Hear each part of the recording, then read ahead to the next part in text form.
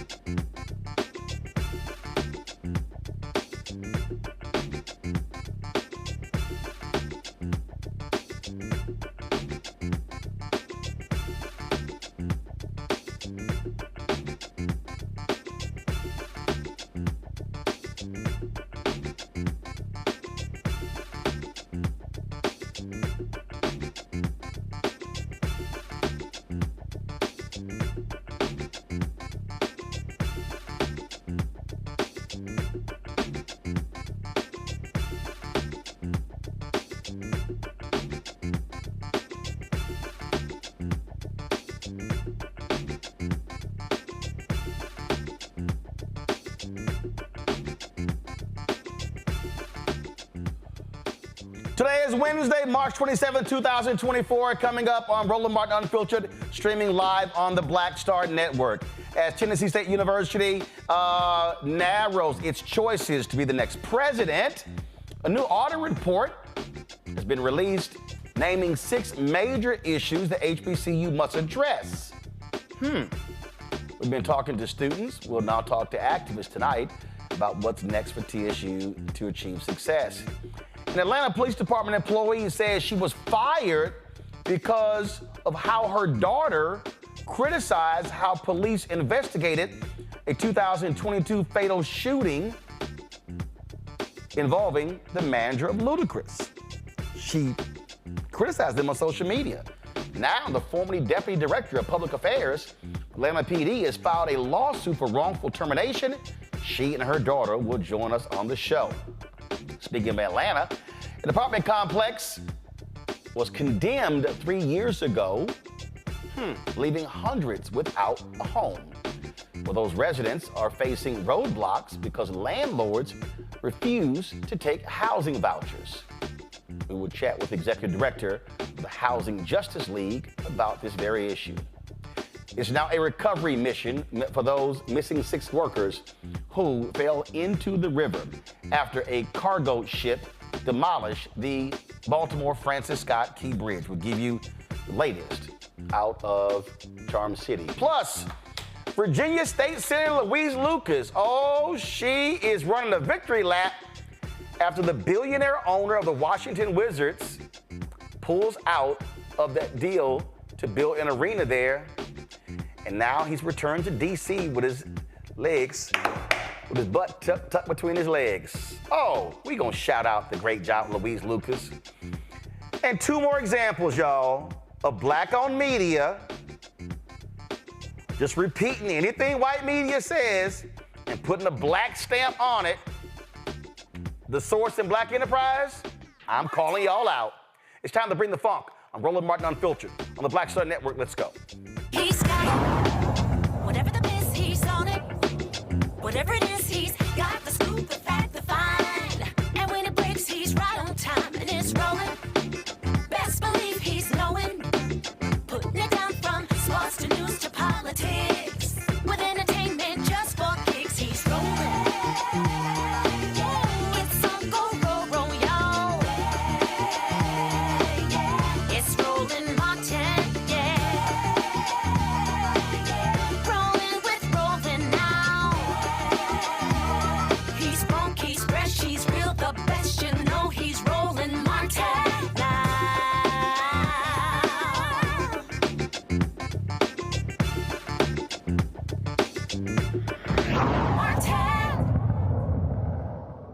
The president of Tennessee State, Dr. Glenda Glover, announced earlier that she was retiring. Well, the current board of trustees, they have narrowed the search down to 3 individuals. Those individuals are Charles Gibbs, the CEO of the National 100 Black Men of America, William E. Hudson, Vice President of Student Affairs at Florida A&M University, Michael Torrance, President of Motlao State Community College in Southern Middle Tennessee.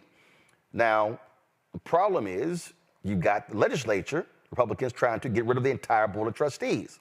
Well, the question is, are they going to allow the current board to do their job and pick the new president? Or are they trying to determine the outcome, who's going to be the next president, by forcing them to delay? This, of course, has some serious concerns for students, faculty, staff, and others. While this is happening, Comptroller Jason Munpower released the second audit that was done on TSU, and they found several issues that the university should focus on. The report identifies 6 issues, including saying TSU did not follow federal higher education emergency relief fund guidance during the COVID pandemic, leaving $318,113 in question. The financial aid office didn't adequately reconcile its direct loan records to the direct loan servicing systems records as required by federal regulations and could not resolve discrepancies timely. TSU didn't have adequate procedures to ensure Title IV credits were refunded timely according to federal guidelines. For the federal direct loan and Pell Grant programs, TSU didn't report timely and accurate information regarding students' enrollment statuses. TSU didn't return Title IV funds in compliance with federal regulations. TSU's Office of Financial Aid granted Title IV funds to ineligible students. Now, again, lawmakers, alums, as well as current students aren't the only people who want the success of Tennessee State University. The TSU Community Coalition comprises a variety of people who are interested in seeing the school succeed. Joining us right now, Pastors Chris Jackson, Barry Barlow, Kenneth Kane. They are of the Save TSU Coalition. Glad to have the three of you here. So let's first deal with this here. So the board has narrowed the choice down to three choices, but you got the legislature trying to replace the entire board of trustees. So all of that work is now in flux. So the question is this board going to be allowed to hire the next president of Tennessee State University? What say you? You know, thank you so much, Roland, for just being on the front lines. And we just want to say from the bottom of our hearts from Tennessee, we appreciate you carrying it all week and making a difference. Personally, I believe that this whole legislative supermajority is drunk with power, and I believe that they should be charged with DWI, deciding while under the influence of this power and control. And so I believe they will do whatever it is and whatever it takes to remain and retain control over us in a paternalistic overreach. That's my thought. So Roland, again, thank you for having us.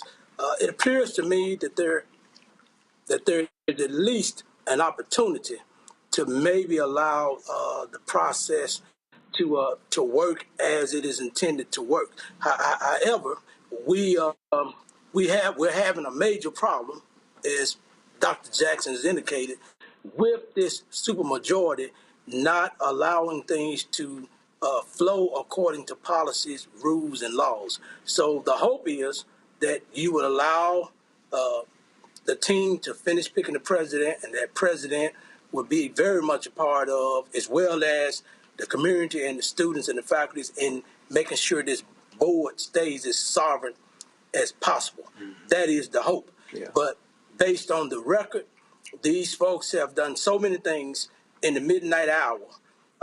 We are having to just be very reactionary to everything that they're doing. And so the hope is it'll go forward according to plan, but we are standing ready, we are being vigilant, and we are ready to get in good trouble if necessary. On tomorrow, you've got students who are going to be speaking out. We're going to be there on Monday at 11 a.m. Nashville time, 12 o'clock Eastern. Talk at the State Capitol Rotunda. And then on Monday night, I'm going to be broadcasting live from the Forum in the Tennessee State Student Center. And we certainly hope that students, faculty, staff, and the community pack it out. We want to have a 2-hour town hall discussion and talk about what's happening with Tennessee State. But everybody needs to understand this issue goes beyond Tennessee State.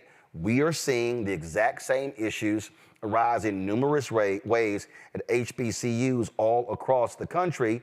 And what we as African Americans have to understand is that when it comes to HBCUs, a significant number of them are located in the South, where you have Republicans with super majorities. And so what black folk got to understand, if Republicans have super majorities, they're the ones who are in control of state institutions.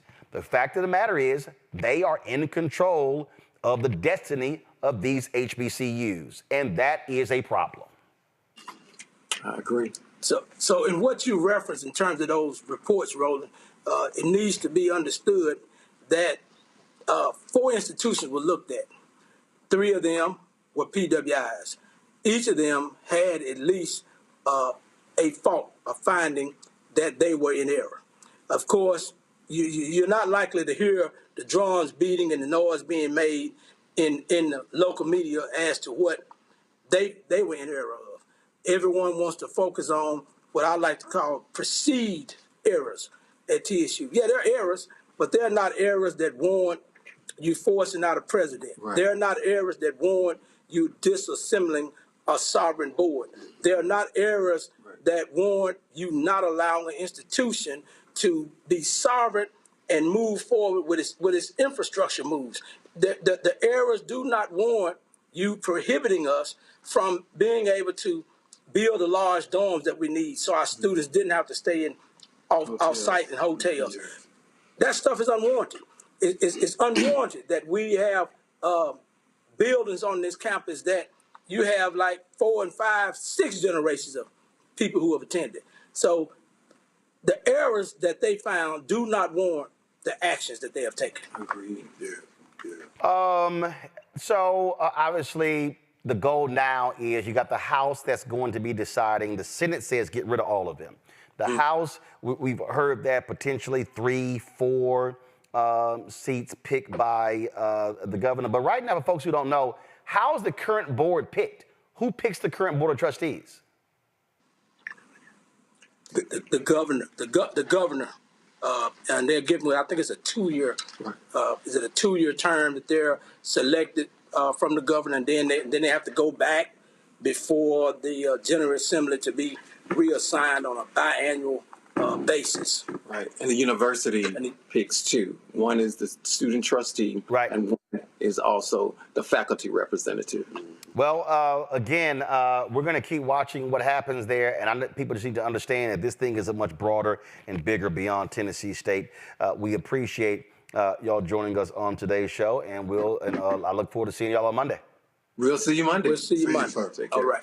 Folks, speaking of Monday, this is the flyer right here. We're going to be in Nashville, broadcasting. We'll be live streaming the news conference in the state capitol rotunda. You see, we are, of course, you see Bishop William Barber, National Co-Chair, Poor People's Campaign, Latasha Brown, co-founder of Black Voters Matter, Darrell Taylor, who's the TSU Student Government Association Vice President. He was on the show yesterday. Sean Wimberly, Jr., is the TSU Student Trustee.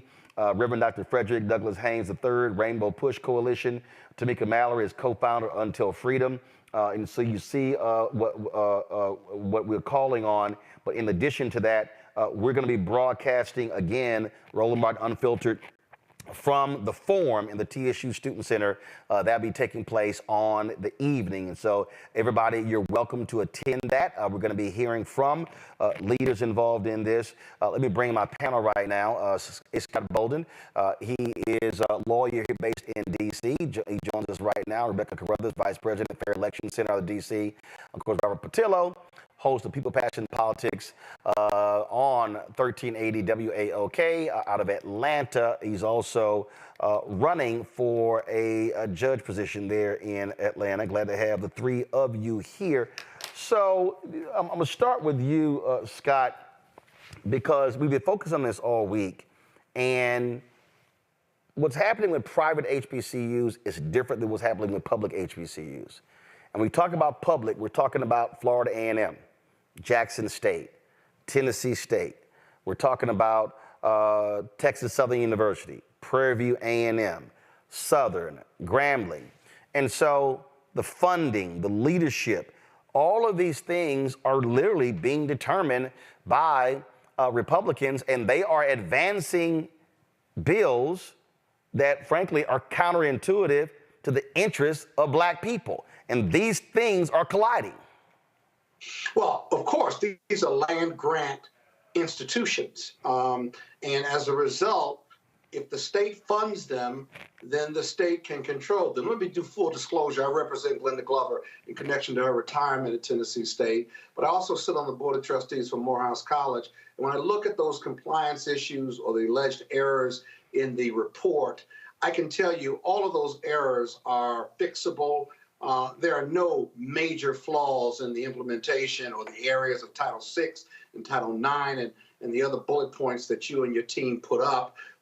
These are compliance issues. These are errors, especially in the area of financial aid. This is all very fixable. So the state legislature, maybe even the governor, are gaslighting this issue, because if you look at PWIs, private white institutions, they don't get a perfect score either. But because they can exercise their judgment, because the state, the governor and the House and the Senate can exercise this type of control over the board. When you talk about who appoints the board, several of them are appointed by the governor, if you will, but they have to be approved, I think, through the state legislature. But when they want to meddle, and by the way, let's remember that this land grant institution, Tennessee State, by federal review, has been underfunded by $2.1 billion. The state gave them $250 million, I think, out of the budget a few years ago, but they are still severely underfunded. And so, on one hand, you can't tell them what to do and get rid of the full board and then criticize them for implementation, when at the same time you've underfunded them over several decades of $2.1 billion and expect them to perform at the same level. So there's a lot of hypocrisy here in this review, and I'm glad that you're going there. I'm glad that other black leaders are going there to not only call this out, but try to influence the resolution, whether they get rid of 6 board members or the whole board. The fact of the matter is the new president, whoever they pick, is going to face the same type of challenges so long as the Republican legislature is involved in this and has a supermajority. So black people in Tennessee, go vote, because if you get a Democratic majority, you wouldn't be facing these issues with historical black colleges like Tennessee State University. Well, the reality, Rebecca, is that Republicans dominate the legislature. And so the first thing is one, if you're able to knock them down from having a supermajority to a majority, it actually gives Democrats more power to be able to impact legislation. Right. That's a real issue, Rebecca. And I'm always trying to remind people like, man, but can we take it over? First of all, you can't take it over. You got to knock the margins down. I mean, if they got a 20-seat margin, you got to knock it down to 18, to 15, to 12, to 10, to 5, even it out. It's a process. And I think what you're seeing is after they did not move on legislation last year to deal with that mass shooting, you get a whole bunch of white women and young white folks who begin to protest. And guess what? They started filing to run against these folks. And so that shooting last year has generated lots of momentum. And that shooting and the reaction of the legislature, they were so shameful that these white women came to the meeting holding up signs, and they actually barred them from holding up signs. They had to go to court, and the judge was like, you can't outlaw somebody holding up silently a sign in the meeting. But it goes to show you how Republicans in Tennessee are using a sledgehammer against any opposition that they face. You know what? I was just in Tennessee a few weeks ago. And here's the thing. Anytime you have a veto-proof majority, and for the audience, a veto-proof majority means that there are so many people, so many legislators in one party that even if the governor was inclined to veto what they pass, they still have enough people to override the governor's veto. And so when you have a veto-proof majority, that means that you have a supermajority in your state house chambers. And that's what's happening in Tennessee. And it is very difficult and very hard in the middle of a session to fight back against a supermajority. But to your point, if people want to change that, they could vote. And they could vote the supermajority out, even if Republicans in the next session still have a majority. It might not be a supermajority; it might be a simple majority. So the practicality of that, what does that look like? That means when you have committee hearings, that means it's a lot more even in your committee hearings. You don't just have one person who could decide the rules for everyone else, but now you're actually going to have more debates, which means you're going to have more quality and less extreme legislation. But specifically to this audit, I read through it. I've been through multiple audits with multi-million-dollar organizations, and I wanted to actually go through and look at some of the 6 findings with TSU. And when I started to add up the money that we're talking about here, the questions around the money only total about $622,000. And just for context for the audience, that is probably less than 1/10 of 1% of the total Tennessee State University budget. And so whenever you go through an audit process, your auditors will always find issues where you can improve on with internal financial controls. But $622,000, which appears to be less than 1/10 of 1% of Tennessee State's total budget, doesn't show an egregious problem. What it does show is that Tennessee State, under Title IV, which is financial aid, they need to tighten up and be a little bit more efficient and probably update some of their systems with how they're disseminating their financial aid to their students. Robert, what the students are doing, what the TSU Coalition is doing, what other groups are doing, what we're doing going in is the example of what we're always talking about. Trying to get folk to understand that you can't just sit and complain about what they're doing and then do nothing. The reality is they've got to feel the pressure. They've got to understand that, hey, there's some folks paying attention.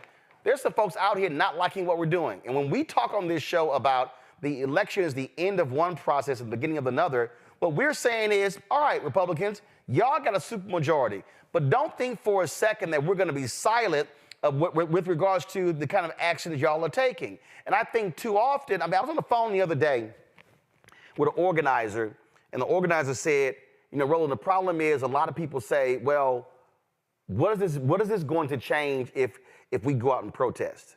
I said, you're guaranteed for nothing to change if you say nothing. And I said, they've got to understand that for centuries there were black people who had no future. They knew they couldn't vote, and they protested. They knew they had to deal with Jim Crow, but they protested. And so we cannot be a generation, and let me just say it, be a soft, weak, impotent generation that gives up in the face of adversity. No, we must take the fight to them and keep fighting and pick away and chip away at that, but it's guaranteed to stay the same or get worse if we say and do nothing. You're absolutely correct, Roland. I want people to remember that this is the canary in the coal mine when it comes to these attacks on HBCUs. The same way 4 or 5 years ago, we started seeing the first parents raid school boards in Virginia to protest CRT, and then that became the casus belli of the entire Republican Party and metastasized throughout states around the country. We remember when Ron DeSantis launched his first attacks against DEI began his presidential campaign. Then next thing you know, we're seeing bans on DEI in Florida, Alabama, and other Republican states around the country. And similarly, this attack on HBCUs, we're going to see happen in state after state. Many HBCUs are in former Confederate states that are currently controlled by extreme right-wing forces, the same forces that want to get rid of critical race theory, that want to get rid of diversity, equity, and inclusion programs, that have now decided that any sort of race-based education, employment, institutions are somehow violative of their conceptualization of equal protection and their twisted logic of what Dr. King believed in. They are now using this to attack any race-based programs that have resulted in the ascension of African Americans. Put simply, as Mos Def said, you start keeping pace, they start switching up the tempo. They mean to move the goalposts because they are seeing too many African Americans in higher education, too many African Americans in degree programs that were once reserved for simply them. There are too many African Americans taking advantage and availing themselves of an HBCU education, putting into question the sustainability of many predominantly white institutions. And we cannot forget the connection this has with the new NIL rules. All of a sudden, these black athletes don't need to go to Tennessee, University of Tennessee, University of Alabama, University of Georgia. They can go to a Jackson State, a Clark Atlanta University, a Morehouse, a Tennessee State University, and make much of the same money. So these legislatures realize they have to start attacking the HBCUs themselves because they cannot allow that competition to exist within the market. And this is part of a coordinated effort nationwide by conservative forces to shut down black education. We see it happening. We've stood by why it's happened. This has to be the Rubicon moment where we stand strong and do not allow it to proceed a step forward, because if it works in Tennessee, we're going to see it work in every single other former Confederate state where black education will be on the chopping block. Absolutely. All right, folks. Hold tight 1 second, and we come back on Roland Martin Unfiltered. Lots more to cover and unpack today, including in Virginia. That stadium for the billionaire ain't being built. And guess what? State Senator Louise Lucas, she is just doing a dance on the grave of Governor Glenn Youngkin's idea. She having way too much fun on Twitter. Also, we're going to talk to a mother and a daughter. They are suing the Atlanta Police Department. So y'all, check this out. They fired the mama because the daughter was critical of an investigation on social media. They filed a lawsuit. They're going to join us right here on Roland Martin Unfiltered. Back in a moment. Fanbase is pioneering a new era of social media and investment. This next generation social app has already raised $10 million and has just opened a new round to invest. For details on how to invest, visit startengine.com/fanbase or scan the QR code.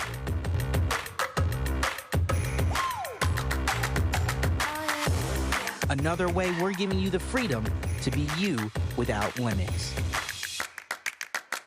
As bad as Trump was, his economy was worse, and Black America felt it the most. He cut health insurance while giving tax breaks to the wealthy and big business. He stoked racial violence, attacked voting rights, and if reelected, vowed to be a dictator and, quote, get revenge. We can't go back. As president, I put money in pockets, creating millions of new jobs, and capped the cost of insulin at $35 a month. There's a lot more to do, but we can do it together. I'm Joe Biden, and I approve this message. I'm Faraji Muhammad, live from LA. And this is The Culture. The Culture is a two-way conversation. You and me. We talk about the stories, politics, the good, the bad, and the downright ugly. So join our community every day at 3 p.m. Eastern and let your voice be heard. Hey, we're all in this together. So let's talk about it and see what kind of trouble we can get into. It's The Culture, weekdays at 3, only on the Black Star Network. Hi, I am Tommy Davidson. I play Oscar on Proud Family, Louder and Prouder. I don't play Sammy, but I could. Or I don't play Obama, but I could. I don't do Stallone, but I could do all that. And I am here with Roland Martin on Unfiltered.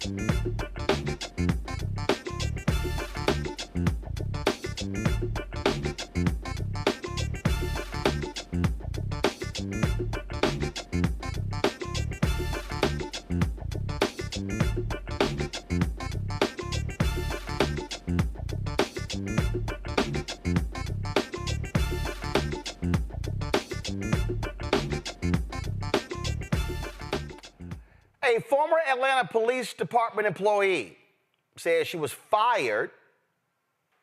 Yeah, fired, y'all, in retaliation for her daughter's critique of how the department handled the 2022 shooting that left a man dead involving music executive Shaka Zulu, who is the manager for Ludacris.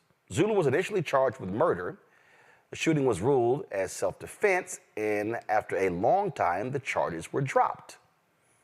Well, Rhonda Frost was the Deputy Director of Public Affairs for the Atlanta Police Department. She says in a lawsuit that this video of her daughter, Shanae Hall, led to her being wrongfully terminated. Here's some of that video. I'm trying to figure out how all of these law enforcement officers and DAs and everybody that's supposed to know the law watched a video of a 52-year-old man being jumped by 4 men in a stand-your-ground state and charged him with murder, aggravated assault. I'm trying to figure out how the fuck do you come up with that after watching this video? These 5 guys right here, 1, 2, 3, that's a hit, 4, 5, are, I'm assuming, waiting for Shaka. Shaka's over here in the corner getting his guest situated. Follow along because there's going to be a lot of moving parts. So Dude right here. Now, that's the video right there. Again, Rhonda Frost has filed a lawsuit. Her daughter, Shanae Hall, joins us right now. Rhonda was supposed to join us, but she is being advised by counsel not to publicly talk. Shanae, glad to have you here. So, all right, so walk us through. First of all, you dropped this video. Many of us remember the shooting well because the story went all over the place. Shaka was fighting for his life. He eventually survives. Matter of fact, I saw him a couple weeks ago, the TV1, Urban One Honors in Atlanta. Charges were later dropped. I think it took almost a couple of years for the charges to be dropped. So you had posted this video on Instagram, and then what happened? The blowback against your mom, because you were what you were really talking about in the video, you were really talking about the prosecution. Right. But go ahead. I hadn't even indicted them yet. So what happened was Shaka Zulu got charged on like September 16th or September 17th. I made that video on September 18th, challenging what APD had charged Shaka Zulu with. But not only that, 3 people got shot that night. You know what I'm saying? So I'm like, wait, what about the other people? You know what I'm saying? What about the guy that actually shot his friend twice? He didn't get charged. And then Shaka Zulu got shot in the back. So I take that back. It was 3 people that got shot, but not 3 individuals. So anyways, we're sitting there looking at the video, and I'm thinking to myself, how is this even possible? And then the girl that gets punched in her face multiple times because she was trying to help get these men off of Shaka, it was literally mind-blowing. And so I made the video, and then right after that video, I made another video that talked about stand your ground, and this was in October, right? November 15th, Trayvon gets indicted, the man who punched the girl in the face. He gets indicted, and November 30th, APD sends my mom home. Darren Shearbaum, who is the chief of police, thought that it would be better for her to be sent home and investigated to figure out how I got the video. But the problem is it was all under the guise of, oh, let's look at her work performance, even though she has a stellar work performance. Wait, hold on, let's stop right there. How did she get the video? Wasn't the video made public? I made the video public.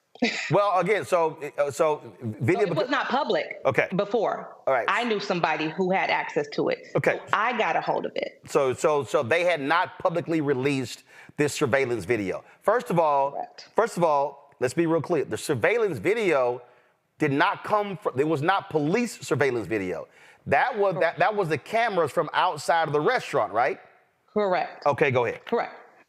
So you already putting it together. This is not even owned by APD, right? But they were so disheveled by the fact that I came out with this information and pointing out that they erred in their choice to charge Shaka and not charge anybody else. Right. That's the so that's like okay, shooting happens and I, as a journalist, I get access, which has happened before. I get access to the video, and then I put it out. Okay, right. But they're going, oh, wait a minute. She's the daughter of this person with the police department, and mama must have did it. Go ahead. But yeah, that's the whole thing, though. My mom doesn't have access to it. She's a civilian APD employee. So she didn't have access to the video footage. She didn't have access to body-worn camera. The problem is they put out this whole, let's investigate her for bullying a subordinate employee. Let's look into her work performance. But in real life, I have 700 emails that chronicle exactly what was going on. And they were not looking to see if she bullied anybody. They were not looking at her work performance to see if she came in tardy, to see if she had absent days. They were looking for me and how I got the video. That is a problem. That is against every violation that the city of Atlanta has in place. Like, they literally have codes. That's not what you use taxpayers' dollars for, to look into somebody's child that you didn't want them to report what you did wrong. That is where the problem lies. Like, literally, Roland, they have documents saying, look into the Mark 43 system, reach out to this detective, ask how she got the video, look at body-worn camera, see if she had access to that.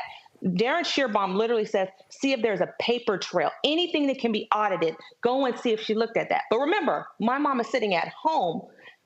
Now they're sending these emails back.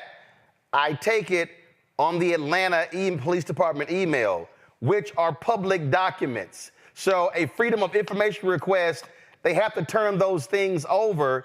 And all of a sudden, now you're able to see, oh, y'all are literally questioning, how did she get the video? That's called y'all dumb. For 10 months. 10 months. They sent her home November 30th. So let's follow this. November, December, January, February, March, April, May, June, July, August. September 10th was her official fire date, even though they showed up at her house unannounced on July 10th and said, hey, give me all your equipment. You no longer work for APD effective immediately. And I have the letter that literally says, the email that says, oh, thank you for taking care of that. Great job. Did you not think that anybody was going to see this? Let's be sensitive. And then, Roland, here's the craziest part. They actually put that she resigned on her personnel file, which we also got via open records. They said Rhonda Frost resigned on September 10th. Well, a resignation is voluntary. Well, how come you were at her house then, July 10th, knocking on her door saying we need the equipment, we need your badge, we need everything back? How was that possible? So it's just a whole bunch of lies, deceit. Peter Amen, who was in the building, works with Darren Shearbaum, literally working hand in hand to get her out of the building and never to return again when she's done nothing wrong. The director of human resources for the city of Atlanta, in writing, says Rhonda did nothing wrong. Send her back to work. Starting from like January, February, March, she did nothing wrong. Send her back to work. She did nothing wrong. Send her back to work. He also says you're putting the city in jeopardy of being sued. You're putting the city in legal jeopardy. This is in writing. This is for the public to see. And this is what taxpayers' dollars are going to day in and day out. Every time that they file a motion moving forward, there's taxpayers' dollars going to support this buffoonery that they know that what they did. They know the wrong that they did. They know my mom did nothing wrong. You know why I know? Because it's in writing. And that's the problem. Now, what they also don't realize is while this is happening, you decided to go to law school. Yeah, I was actually in law school. So this happened June 2022, the actual shooting. And so that would have made me like a 1L year because I'm getting ready to graduate in a couple weeks now. So it's almost over. That's how long this has been going on. And when you sue the city, for those that don't know about suing the government, you have to put them on notice. You have to send like an ante litem notice or something to let them know, hey, you're going to get sued, or EEOC, something that says you're going to get sued if you don't do something about this. These people have had months and months and months to respond and did not. And now this is even funnier. I just heard from my mom's attorneys that Darren Shearbaum, who is the chief, Peter Amen, and Chada Spikes, who have all been mentioned in the lawsuit, they don't want to accept service while at work. So I'm like, you're talking all this mess for all these months, but you don't want to accept this lawsuit? Go on ahead, chief. Go on ahead and let them serve you right there at your office, so then we could be done with it and you get your 21 days or 30 days, whatever it is, and we could keep it pushing. But they don't want to be served at work, which is crazy because that's where all of this was going on. Everybody was so confident. Everybody was so bold. Everybody was talking so much mess in all of these emails. And remember, I have 700 of them to prove them. And I've had nothing but time because I'm in law school. And so during my free time, I was reading emails about them saying, oh, what about this? Go talk to Detective Finney. Go talk to Detective Lowe. I talked to Detective Lowe. I reached out to Detective Lowe. I was the one that was reaching out to people to figure out how you got it this wrong. My mom had nothing to do with this. Now this is a federal lawsuit, right? Correct. All right, Robert, what do you make of this? Not surprising. Not surprising is what I have to say about this, because we've seen this happen before in Atlanta, and we'll continue to see this happening in Atlanta. We have to understand that there is a culture within the APD that extends to criminal defendants, that extends to whistleblowers, that extends to individuals that seek to reform the system, where we see actions like this take place very often. That thin blue line turns into a thick black Sharpie line when it comes to these questions of litigation or people who are trying to make the types of internal changes needed for better policing. And I stand by the sister and everything that she is doing to defend her mother, but I think we need to have more actions of this nature within the city, because we've seen that simple political reforms are not enough. That whenever there are politicians to seek to reform the APD, we see what happened to Keisha Lance Bottoms, see what happens to other politicians. They get ran out of office because the APD has the power to simply allow crime to go crazy for about 6 months, which causes them to lose re-election. So we have to have people who are willing to participate in the type of litigation necessary to spur the type of change which this will spur. And I'm hoping that this will get other people who have gone through similar situations to stand up and say, it's not just enough to ruminate and be angry at home. Let's get together and start litigating these things out so we can create a change that's necessary. Absolutely. Absolutely. Well said. That's the part that we found, even when we got to the point where we were looking for an attorney. I'm so glad that my mom was able to get AJ Mitchell, who I heard is your frat brother, Roland. Look, if you're looking for a great attorney, you might as well call an Alpha and not call any other fraternity. Oh, God. I'm grateful for him because my mom is now at least en route to getting some of the justice that I feel like she deserves. But I think, like your co-host just said, it's about people standing up. What they did, they tried to send me a message. Shearbomb tried to send Shanae a message and said, look at Shanae. Yes, your mom works for us. And no, I'm not going to burn a cross on your front yard anymore, but I am going to retaliate. I'm going to retaliate by making sure she doesn't have a job. I'm going to take away her livelihood. I'm going to take away her ability to pay bills. I'm going to take away what he thought he was going to do is take away my voice. And it didn't work out like that. It didn't work out like that, Roland. Let's go to the CAPA lawyer. Scott. The excellent CAPA lawyer. The marginal, but all right, go ahead. All right, so to your guest, it sounds like you got receipts, you got the evidence. To a third party like me on the outside looking in, who's been in the law game and criminal defense for over 32 years, here's a question for you. That seems like a lot of work and a lot of conspiracy and a lot of efforts on the part of APD to have your mother removed from her position. And when you see a set of facts like that, then it begs the following question. What's the motive? I mean, why go through all of that time, money, energy, and now a lawsuit that, at least based on she's going to get past summary judgment? I mean, why does a department go through all that just to remove one person who apparently was a high-performing employee? Well, actually, I'll and a video. Before Shanae goes, what you called out. Well, the police department gets criticized all the time. So, did you come up with a motive for this? No, but Shanae answer that. I'll say this before she answers. First of all, let me set the scene. This was a very high-profile shooting. It got lots of attention. This involves the manager of one of Atlanta's biggest rappers, And then there was a lot of, I remember when this story happened, there was a lot of folks, okay, what happened, and no information was getting out.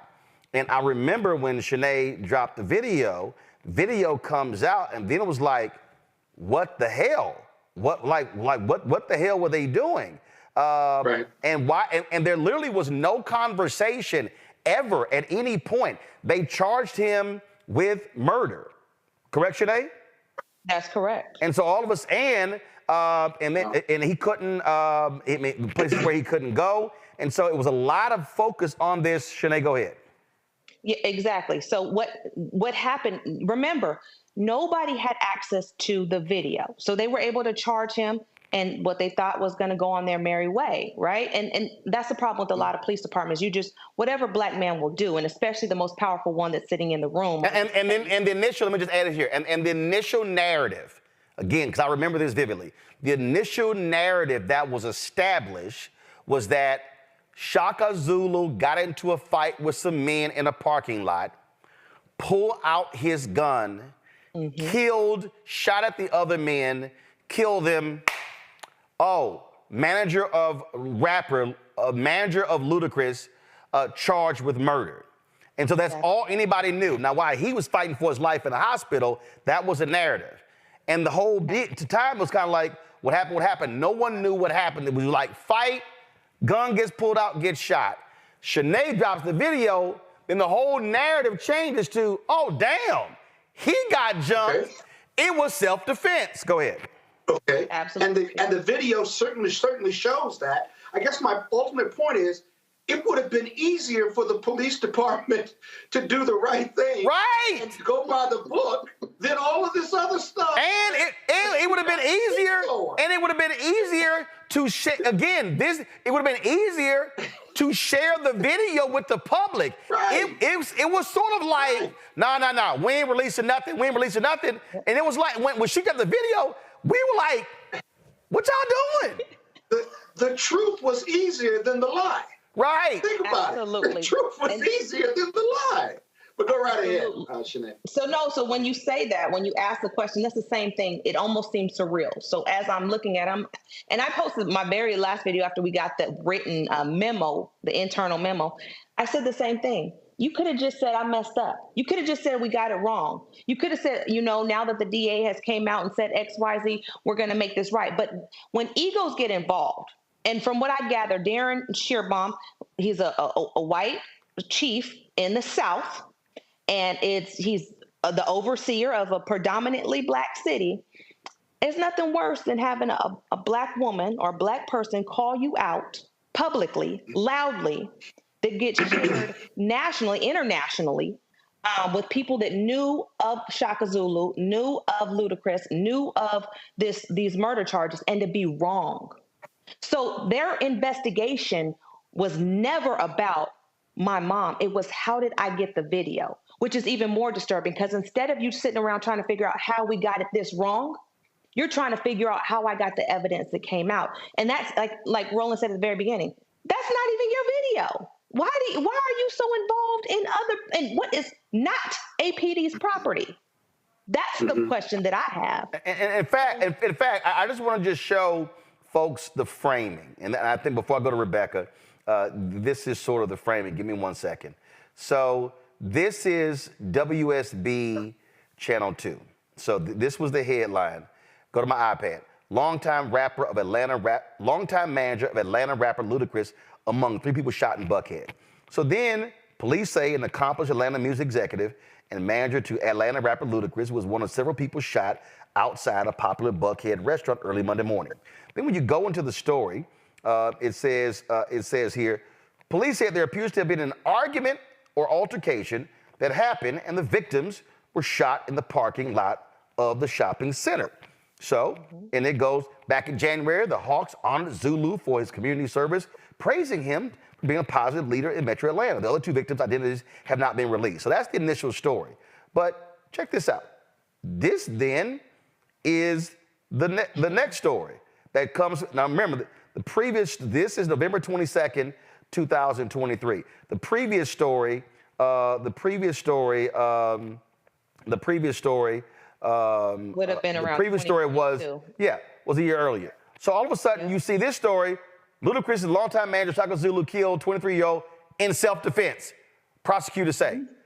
Now the crazy thing was, again, if early on, if you actually release the video, the public will go, hold up, wait a minute, that was a fight. They went after him, self-defense. Right. And so then a whole year, and in fact, he was, at one point, Shaka was out of the city. He literally went to Florida to recuperate. I happened to be speaking at an event there, was invited to a get-together. I had met him before, got an opportunity just to chat with him, spend some time with him. This brother literally was on lockdown, Rebecca, for a year. Movement, mobility, couldn't go certain places. His life was altered, and over his head for an entire year was a murder charge. When the video that Sinead dropped showed, it was self-defense from that night. This was just crazy. Well, I hear everyone saying that it would have been easier just to tell the truth in the first place, but we know this is anti-Blackness. If people weren't racist, the world would go around much faster. The world would be a better place. And we know that's what this thing is. So, Shanae, my question to you is, taking on anti-Blackness, especially at an institution, a law enforcement level, it comes at a personal cost. So my question for you is, there is strategies with taking on institutions and anti-Blackness. What was your strategy? What was your thinking in releasing the video under your name instead of releasing the video under a pseudonym or anonymously? You know what? I wish I had some skills that made me think beyond the initial, oh my God, I'm releasing this in my own name. This is something I was passionate about. And it's not just these types of, not just the Shaka Zulu thing. When I did a video 4 or 5 years ago on why the NCAA needs to be paying athletes, I had gotten a lot of followers, including, Deion Sanders and big name celebrities that were like, wow, you actually stood up for something that you believed in. So when I saw the video, I was livid. I was like, how do you charge this man after being stomped into the ground, and with my whole 1 year of lawyerly skills, I was like, I know for sure that this is at a reasonable person standard, that any reasonable person, you, I, whomever, my father, if you come out and someone in their 20s, and for most of us on here, we're in our 40s and 50s, and you start putting your hands on me and you guys jump me, if I have a weapon on me, I'm shooting everybody in proximity that is causing me harm. So the way that he handled it, to only fire one shot, and again, 3 people were shot. You had Mr. Bennett, who was the one that passed away. You had Willie, who was the one that got shot in the arm by his friend. And then you had Shaka Zulu. So all 3 of these people are shot. One is dead. Shaka Zulu is fighting for his life.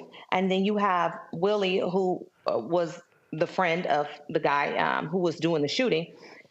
And no one else is charged. And then you have a woman who's mercilessly punched in her face, and no one else is charged. And I actually wrote the mayor a letter, and I said, if he was white, if Shaka Zulu was white, don't change any other scenario, don't change anything else about the fact pattern, this man would not have been charged. But he's not white. And so when Darren Shearbaum or whoever reported to the scene, I'm not sure what they looked at. But if they looked at the video footage the same way that I did, that man fought for his life in self-defense.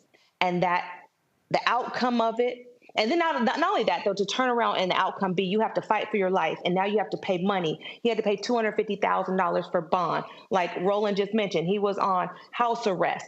You have to report to your probation officer, whomever it is, because you defended yourself, because your life, literally, you're getting kicked in your head, stomped in your face, you're literally on the ground fighting for your life. And then to turn around, you have to fight the system too. It was wrong. So I didn't think about using a fake name or using any fake information. Matter of fact, I added at APD. I was like, at APD, at the DA's office, at anybody that would listen, because it was important to me. So I didn't, I wish I maybe would have thought about it. My mom might have still had her job. But at that moment, all I cared about was justice being served and Shaka not having to fight for his life in the hospital, fight for his life with the system, and then fight for his freedom. Last question. So is the goal to get your mom jobs back and back pay? Absolutely not. I don't ever want her working for APD. My mom actually went back to school and is in the paralegal school at Emory University to come and work with me once I get my law degree in a couple of weeks. So we're going to work together. She had to get on. I had to get her off the other side. So the goal is that somebody in APD acts with integrity and does the right thing and pays her what she's lost, pays her for her pain and suffering, and just does the right thing. I need somebody. Patrick Pendleton, I think, was the only person, he was the HR director, that said, stop this. She did nothing wrong. And APD now knows that she did nothing wrong. Well, and unfortunately, taxpayers got to cut a check for stupidity. All right. Shanae, we appreciate it. Thanks a lot. Thank you. Folks, when we come back, we're going to talk about some residents in Atlanta got kicked out of their crib. Now they can't get housing in other places. We're going to discuss that. Also, Virginia State Senator Louise Lucas, Lord, she taking a victory lap after that new sports arena for the Washington Wizards goes down in flames in Virginia. and they come crawling back to the District of Columbia. Also, I am so sick and tired of bad journalism being practiced by black-owned media. It's driving me crazy. I got two more examples, y'all, that I'm going to talk about. Now, all of that on Roland Martin Unfiltered of the Black Star Network. Support us in what we do. Please join our Bring the Funk fan club. Your dollars allow for us to do what we do for this show, for Roger Muhammad's daily show, for the weekly shows that we do on the Black Star Network. Nobody is doing the kind of news that we do every single day. So please join our Bring the Funk fan club. Send your check and money order to P.O. Box 57196, Washington, D.C., 20037-0196. Cash App, $RM Unfiltered. PayPal, R Martin Unfiltered. Venmo is RM Unfiltered. Zelle, Roland@RolandSMartin.com. Roland@RolandMartinUnfiltered.com. YouTube folks, y'all are being slow. Hit the like button, y'all. It ain't that hard. We come back. We should easily be over 1,000 likes. Back in a moment. Fanbase is pioneering a new era of social media for the creator economy. This next generation social media app with over 600,000 users is raising $17 million, and now is your chance to invest. For details on how to invest, visit startengine.com/fanbase or scan the QR code. Another way we're giving you the freedom to be you without limits. As bad as Trump was, his economy was worse, and Black America felt it the most. He cut health insurance while giving tax breaks to the wealthy and big business. As president, I put money in pockets and capped the cost of insulin at $35 a month. There's a lot more to do, but we can do it together. I'm Dee Barnes, and next on the frequency, Beyonce has always been country. We're talking to music, pop culture, and politics writer Taylor Crumpton about her new article on Beyonce's new country songs and how country music has always been part of Black culture. Since the release of Texas Hold'em and 16 Carriages, there has been a definition of what Black country music is and a definition of what white country music is. White country music historically has always won the awards, have always got the certifications. Black country music has not. This is a conversation you don't want to miss. That's next on the frequency on the Black Star Network. Hello, we're the Critter Fixers. I'm Dr. Bernard Hodges. And I'm Dr. Terrence Ferguson. And you're tuned in to Roland Martin Unfiltered.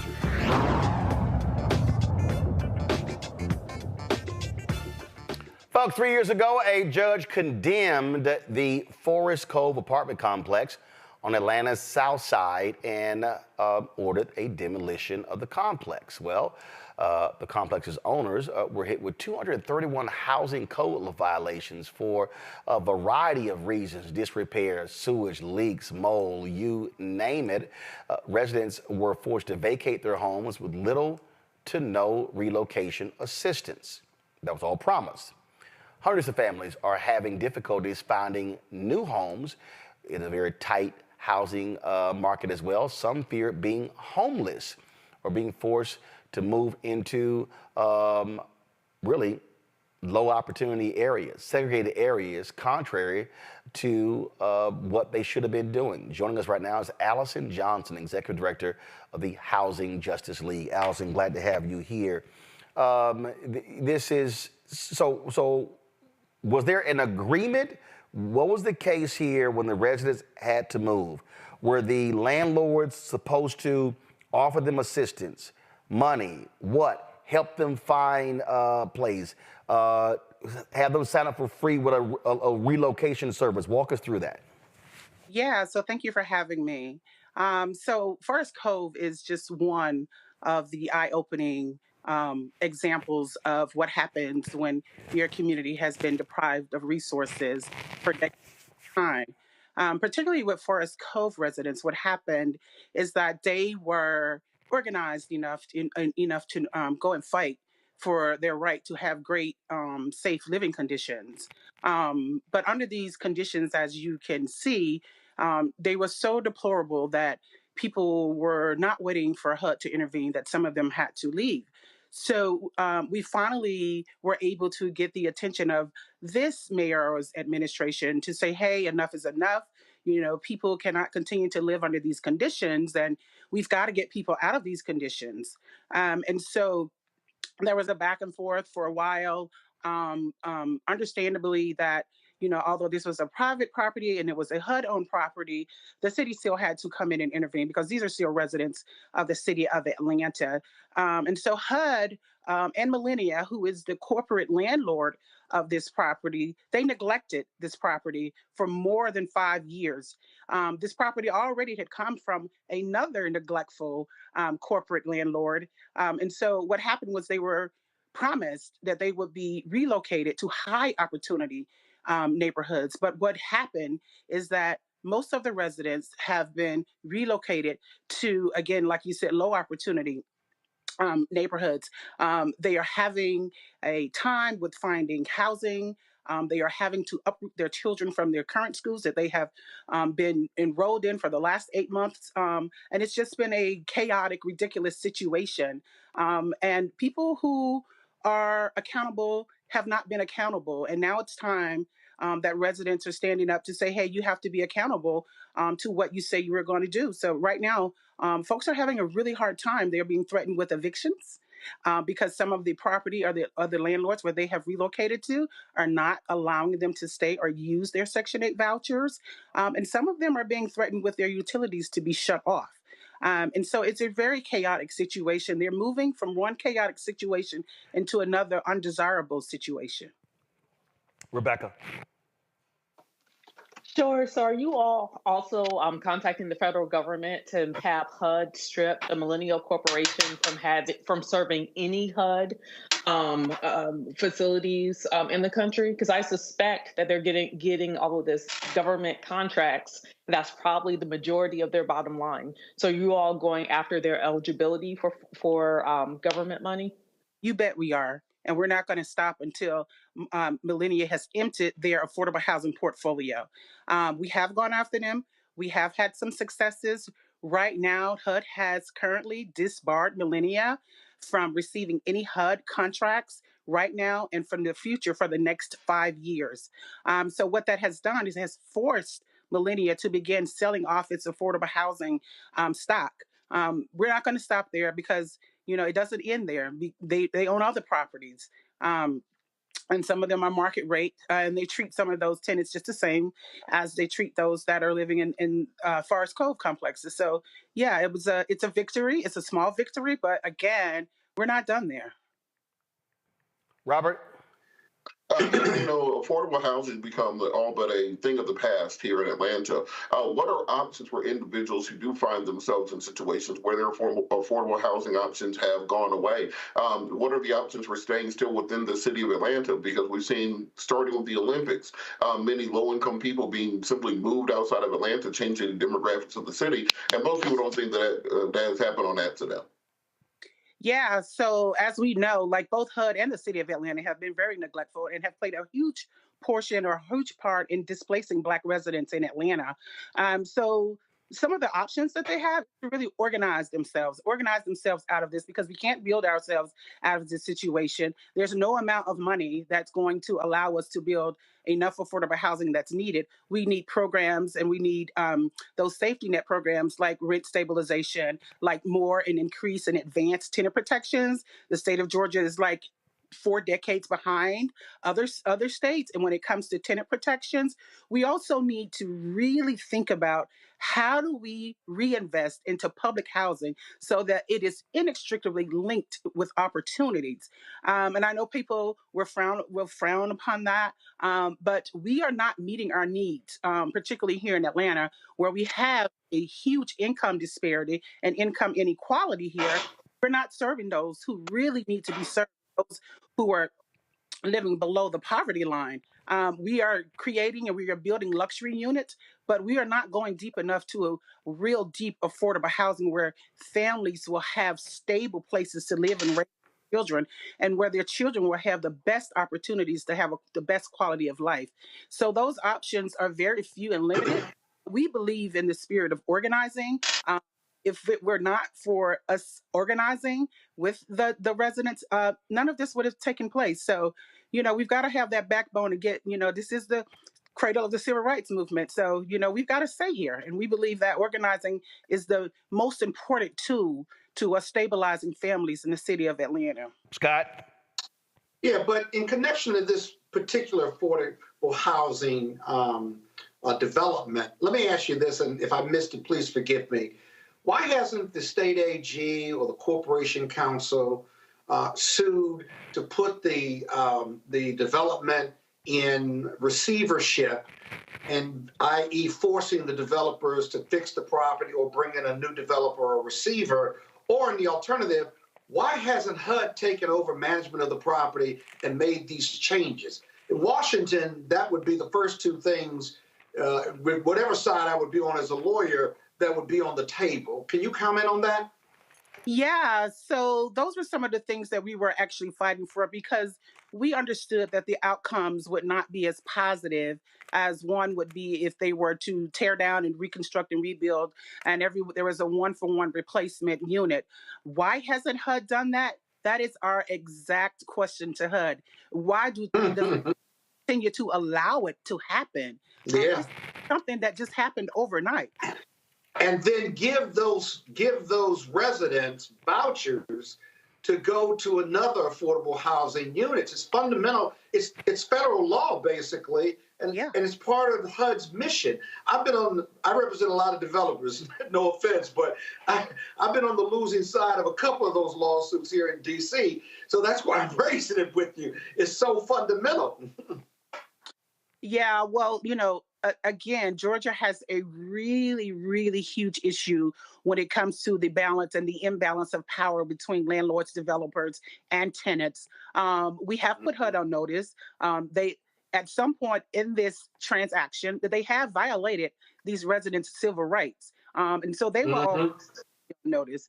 And they have began to come into the fold of the conversation in terms of trying to work with tenants to make sure that their basic needs are being met, but it's a little too late. It's a little too late for that. Excuse me. Roland, the other problem with HUD and what they do, they take forever to do what they're supposed to do. With the goals and objectives, they take forever. They will take over this facility 2 years from now when it's a moot issue. So I understand your dilemma, ma'am. Yeah, it's terrible. HUD, I think it's time for HUD to think about the role that they play in housing. I think it's time for HUD to have a serious conversation with the different participating jurisdictions about how they handle residents in these different cities. And it's also time to have the serious conversation is, can we afford to continue to have forest coves throughout this United States of America? And trust me, more forest coves in this country. And then you start to think, well, wait a minute now, this is the law, this is fundamental. And then you start to think, okay, so now it's poor people, right? It's expensive taking care of poor people. Is HUD slow and is the government slow to rescue these folks because it's poor people and they just don't care? I hate to think like that, but under this code, under the Cove scenario and a few other scenarios I've been involved in, it's hard not to think that, if these people were educated and were middle class, they wouldn't be in this position, but they'd get a lot more attention and a lot more efficiently. But again, it's poor people. So good luck going forward. Exactly. All right. Poor people, but a lot of those people in the community are educated.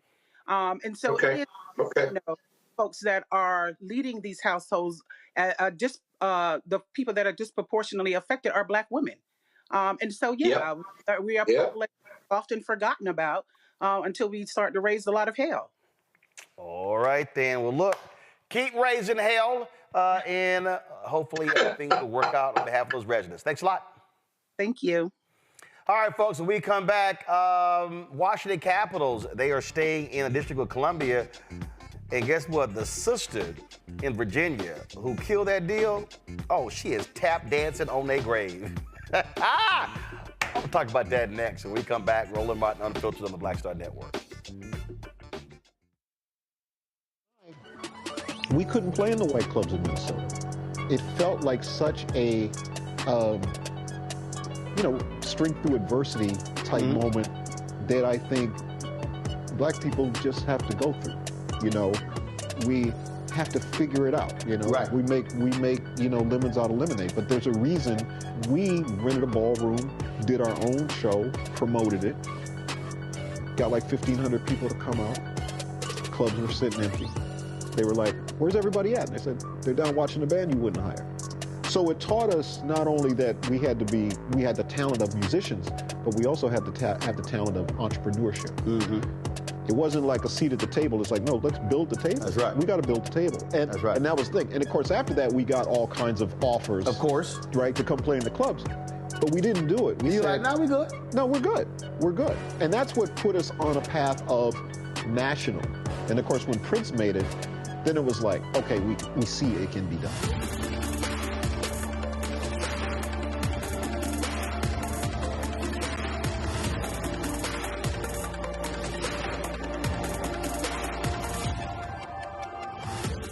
Fanbase is pioneering a new era of social media for the creator economy. This next generation social media app with over 600,000 users is raising $17 million, and now is your chance to invest. For details on how to invest, visit startengine.com/fanbase or scan the QR code.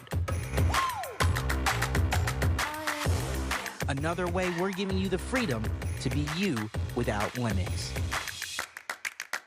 Me, Sherry Shebret with Sammy Roman. I'm Dr. Robin B., pharmacist and fitness coach, and you're watching Roland Martin Unfiltered. All right, y'all, welcome back. About right now, Virginia State Senator Louise Lucas, I'm sure she is singing Luther's Bad Boy, having a party, because Governor Glenn Youngkin, Republican, he announced with big fanfare they were going to build this $2 billion arena complex in Alexandria, Virginia, and going to lure the Washington Wizards and the Mystics and the Capitals out of the District of Columbia. They were going to create this exclusive hotel where they said rooms were going to average $700 a night, and an amphitheater and all this shops and all this sort of stuff on the 12-acre area. That sucker dead. Because State Senator Virginia Louise Lucas, who's over the money, said, "No, we ain't funding this." The governor, boy, he was talking about her and he was dogging her out, and she was like, "I'm gonna show you the hand." He learned real quick you might want to bring in that black woman on the front end of the process. She posted this on Twitter, y'all. She said, "As Monumental announces today they are staying in Washington, D.C., we are celebrating in Virginia that we avoided the monumental disaster. Thank you to everyone who stood with us in this fight." Now, here's the deal, okay? So Ted Leonis, who owns the Wizards, is a billionaire. There are other investors in the team who are billionaires. I've always said, why are cities building palatial arenas for billionaires that are only driving up the value of the team? So if they sell, the only person that benefits is the billionaire. That was Louise Lucas's position. She said, wait a minute, why in the hell are we gonna sit here and screw taxpayers, and taxpayers are on the hook for the bonds to pay for this stuff, and it's on us? Somebody did this graphic, and she posted FAFO, F around and find out. And so you see, this is one of the most hilarious of graphics.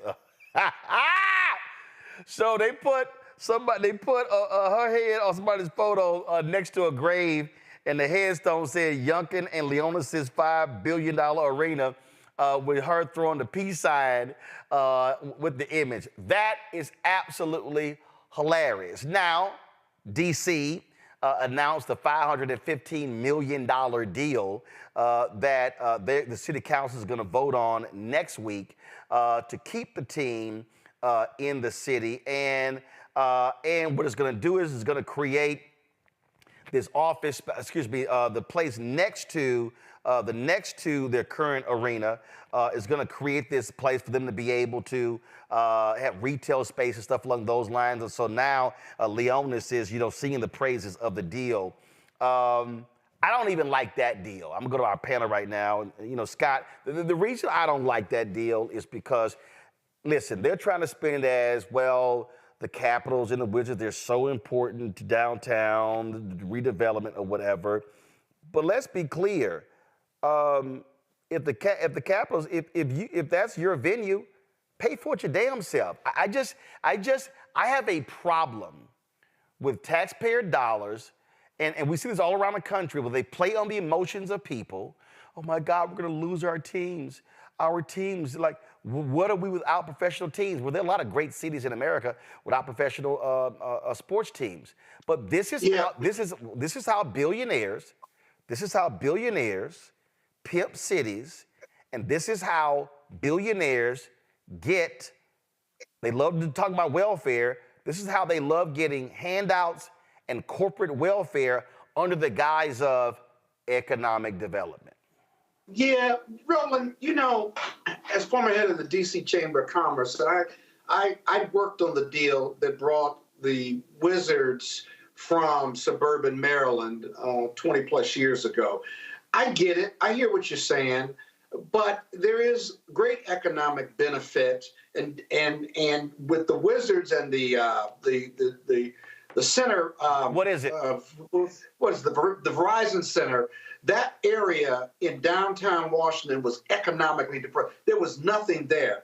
Poland paid for what I was about to tell you is Abe Poland cut a deal with Marion Barry to build it, and he built most of it. The city helped, and that whole area was transformed.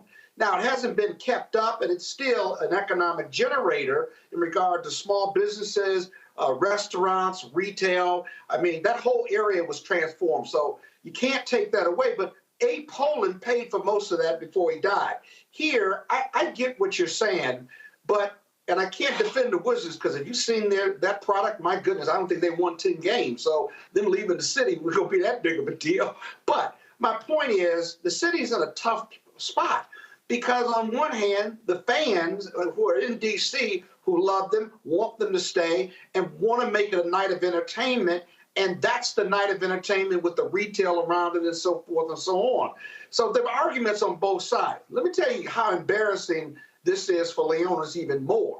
When Mayor Bowser went to him, the Washington Post publishes, when Mayor Bowser went to him to present this $500+ million deal, before him and Youngkin did a press conference the next day, he sat in his office, watched her present all of this, and then at the end of the presentation told her it was too late and denied he had a deal with Youngkin, but then went and did the press conference the next day. Yeah, because his arrogant ass... It was really bad. It was embarrassing. Because his arrogant ass thought he had a great $2 billion deal in Virginia, and Youngkin sold him on that. And if anybody pulled all the different stories, the economic report that was done was a joke. And see, the reason I despise these deals is because I covered City Hall in Fort Worth. I covered county government when I was in Austin. I covered this when I was in Dallas as well. And when Bruton Smith was looking to build a motor speedway in Texas, he visited Fort Worth, he visited Dallas, he visited Arlington, and I was one of the 2 City Hall reporters covering this whole deal. And the city of Fort Worth said, okay, here's the deal. We're not building you a stadium. Now, we will invest in the infrastructure, roads, and things along those lines, partnering with the state as well. I believe it was about $65 million. But their whole deal is, because here's the deal. Because the deal was they were not guaranteed any races. He was moving a race from one of his tracks. Their whole deal was trying to get two events. Now, granted, NASCAR tracks generate 250,000 people for an event. You get 2 events, that's 500,000 people. That's the equivalent of damn near a whole NBA season. Who are spending money. Right. But their whole deal is we're not going to be on the hook for taxpayers because Bruton Smith was a billionaire. He owned tracks all around the country. So when they do these reports, Scott, and I've been a part of these, I've covered these. Do these reports, they well, here's the deal. If X number of people come in from out of town, they're gonna stay in hotels, they're gonna spend money in restaurants, they're gonna do all this sort of stuff. But then when you actually break it down, Folk ain't coming in from out of town in significant numbers. So all of these economic reports, they're bullshit. Wait a minute, Roland. That's not true. I mean, I understand what you're saying, but that's not necessarily true. Yes, it is. You got people coming from out of town in Maryland and Virginia that come to D.C. No, Scott. Scott, you missed what I said. When they put these economic reports together, they're lying. What they do is they say X number of people are going to come in from out of town, stay in hotels, all of that. People who are coming in from Virginia and Maryland, you got tickets to the Wizards game. When they played the Rockets, you gave me 2 tickets. I drove my ass from my place in Northern Virginia to the game and drove back home. I didn't book no hotel. I didn't go to the restaurants. And so the problem is, when it comes to these deals, and economists and other people have done them, these deals are massive failures nationwide for numerous cities, and they're always great for the owners and the leagues. Wait. Okay, but then tell me this: if I was the mayor of the city, and I was to follow your analysis, and you say it's a complete failure, let them build it, blah blah blah. If they do that, then the city benefits immeasurably from that stadium and that team being there, and the community and the individuals who attend those games, they benefit. Why shouldn't the city pay their fair share minimally under your analysis? No, because here's the deal. Typically, in most of these cases, the city is giving the owner the land. Typically, they're giving them a massive tax cut. They're giving them a massive deal when it comes to, the city will own it, but you can lease it for $1 for 99 years. And see, here's what happened. Leonis was like, we out. And the city attorney said, come here. That's another issue. He said, you locked into that lease. He said, come here. When we put the last improvements on the stadium, when we took it to the bondholders, y'all had to agree, you couldn't leave until 2037. And so the owner, and I showed it. And see, that's what these teams do. So what they do is, it's a rosy announcement, the big old announcement. We gonna stay in the city for forever. And then they go, it's been 10 years and our building is outdated and we need new revenue streams. And there are other stadiums being built and they got luxury boxes and we need new revenue streams. So what are we gonna do? And what happened here, Rebecca, what they did was the media rights deals for sports teams is totally changing. And so Mark Cuban, for instance, sold the Dallas Mavericks to the folks who own the Adelson family, who own the casino. And what he said was the game has changed. He said now it's a real estate deal. They're trying to get sports wagering in Texas. They hope to open a casino in Dallas and all the real estate around it. That's what Leonis was trying to do in Virginia. I want to control the 12 acres. Well, that deal got scuttled, and so now what they're going to do, they're going to expand them, give them additional space in the, what is it, Park Place, a City Place, whatever. It's right next to the stadium, and so now Leonis is, this is a great thing. We got more space to do things with. But let me be clear, Rebecca. Here's the real deal. In every case, when they get a new arena, the value of the team shoots up. And here's what we know. When Josh Harris bought the Washington Commanders for $6 billion, what does Snyder pay for him? Like $400 million? You now got small market NBA teams that are selling for when Tillman Fertitta, bought the Houston Rockets, he bought it for $2 billion. The Milwaukee Bucks. So if you get an improved stadium or a new stadium, the Wizards, even though they suck, the value of the Wizards will double or even triple with that new arena. That's how they gain the system, Rebecca. Just like burgers isn't the business like McDonald's is into, McDonald's is in the real estate game. And you're right, it's the same way with professional sports and arenas. It's really not about the product as much as the land value, because we know when a new stadium goes into a place, there is hundreds of millions of dollars in critical infrastructure that is built around those new venues. But something I would like to push back at, Scott, that $500 million that Mayor Muriel Bowser promised to Leonis to fix up Capital One Arena, if they would have spent $500 million to make sure 7, 8, and 9-year-olds aren't committing crime in the city, if they used that $500 million to fix the housing crisis in the city, Don't be starting moaning, Scott. Don't start moaning, Scott. $100 million. Like you. Let me tell you the problem with progressive. No, Scott. You never met a payroll. No, Scott. Hold up. Hold up. Wait. Hold up. Time out. Hold up. Scott, Rebecca, stop talking. Scott and Rebecca, stop talking. Scott, stop talking. Scott, she asked you a question. You don't answer with my problem with, no, answer her question. If the mayor had come out and announced they're going to spend $515 million to improve the life of the residents of D.C., would people respond the same way as they are for giving it to a billionaire sports owner? Now you can answer. Well, wait a minute. Mayors of cities can walk and chew gum at the same time.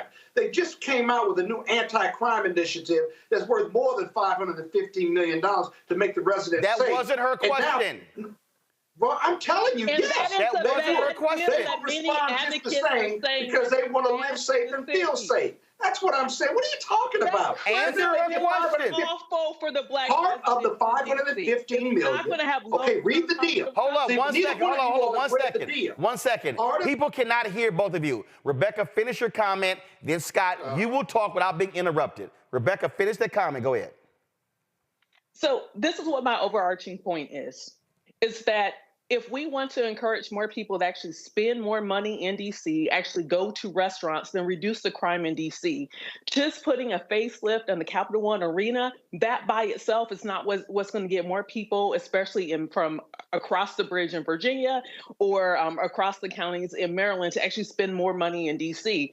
I will say personally, me and a lot of people who I associate with, we're less likely to spend money in D.C. restaurants now, in part because we know our cars can get jacked, because we know that 7, 8, 9, 10, 11-year-olds are stealing cars. We also know that with the new criminal reform package, the legislation that the D.C. Council and the mayor has signed off on, most of the D.C. advocates do not support it. They think it's bad, just like most of the criminal justice advocates in Atlanta thinks Cop City is bad. It's the same thing here. Just because it's a black mayor advocating for it doesn't mean that it's good for the black community. But my second point was, one of the reasons why Leonis wanted to push this to Northern Virginia, the reason why Youngkin wanted it to go to Northern Virginia, for the viewers who may not know this, Amazon HQ2 it headed to that part of Northern Virginia.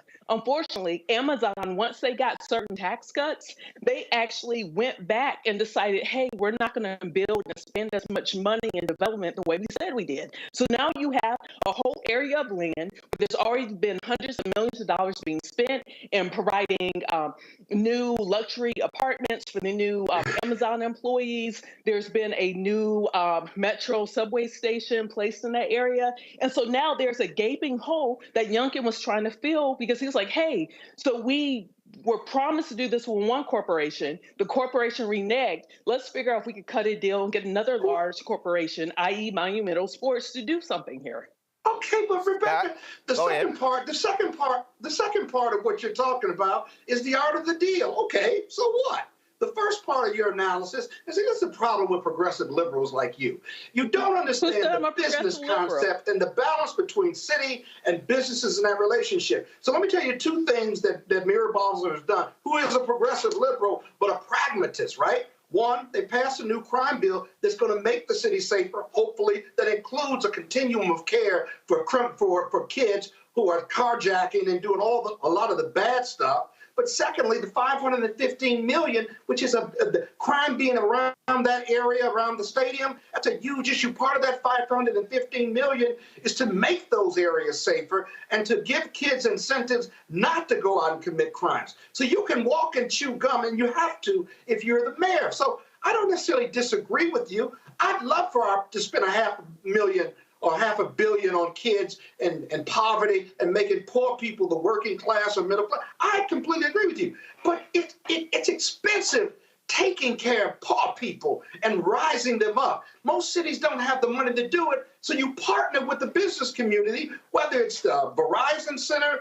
or whether it's the Wizards or what have you. Really? But people got to feel safe. Black and brown and white people got to feel safe in this city, and you've got to do law enforcement at a higher level to reduce crime. So, Robert, now, why do you interrupt me, Roland? Well, first of all, because you're at your your conclusion. That's first of all. No, I'm not. Yes, you are. More thing. Yes, I'm saying you concluded your argument. Now, Robert, here's what's interesting. You listen to all of that drivel from Scott.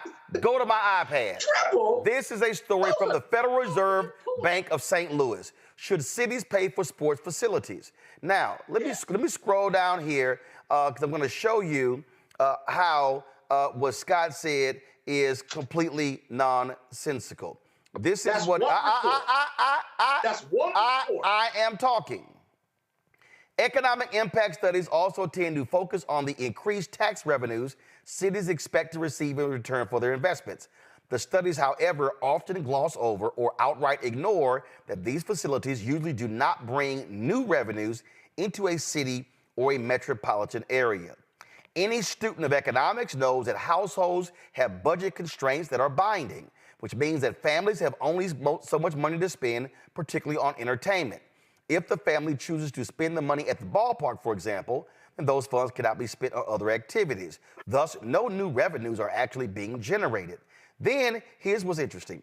Very little evidence exists to suggest that sporting events are better at attracting tourism dollars to a city than other activities. More often than not, tourists who attend a baseball or hockey game, for example, are in town on business or are visiting family and would have spent the money on another activity if the sports outlet were not available. Now check this out. Economist Roger Knoll, you can shake your head all day, Scott, but this is a fact. Economists Roger Knoll and Andrew Zimbalist have examined the issue in depth and argued that as a general rule, sports facilities attract neither tourists nor new industry. A good example, once again, is Oriole Park at Camden Yards. This ballpark is probably the most successful at attracting outsiders since it is only 40 miles from the nation's capital. Now this, at the time, there was no Major League Baseball team. So actually, this number is even worse because now you have the Nationals here. Knoll and it says about a third of the crowd at every game comes from outside the Baltimore area. Knoll and Zimbalist point out that, quote, even so, the net gain to Baltimore's economy in terms of new jobs and incremental tax revenues is only about $3 million a year. Not much of a return on a $200 million investment. Robert. Well, Roland, you can take that, you can expand that out. Just look at RFK Stadium right now. A multi-billion-dollar development right there in Washington, D.C., where the Redskins played for, a generation. How's that neighborhood looking around RFK Stadium? Was it this economic driver that turned that area into a magical paradise where everyone is walking on streets of gold? Look at Sochi, where the Olympics took place. There are wolves living in that stadium now. Look at Beijing, where they spent hundreds of billions of dollars on their opening ceremonies. The Birdcage Stadium that they use for that and many other stadiums have fallen into disrepair and have actually become environmental hazards taking place. Look at Rio and Brazil, where they have the Olympics at, where their stadium has been reclaimed by the Amazon rainforest. Look at Atlanta, where we have the Olympics at, where the stadium then became the Brave Stadium and now Georgia State Stadium. Stadium economics have never made sense. Indeed, that exact same public investment that you will put into building these new stadiums, if you put it into an airplane and just dropped it out the back for people to pick up off the ground would spur more economic activity than building a stadium. If you just sent everybody in the neighborhood around the stadium, $1,500 or $2,000 that you would spend for them on behalf of the stadiums, then also fix the streets like you would do for the stadiums and build new retail spaces like you would do for the stadium, you'd have way more economic activity than actually building the stadium itself.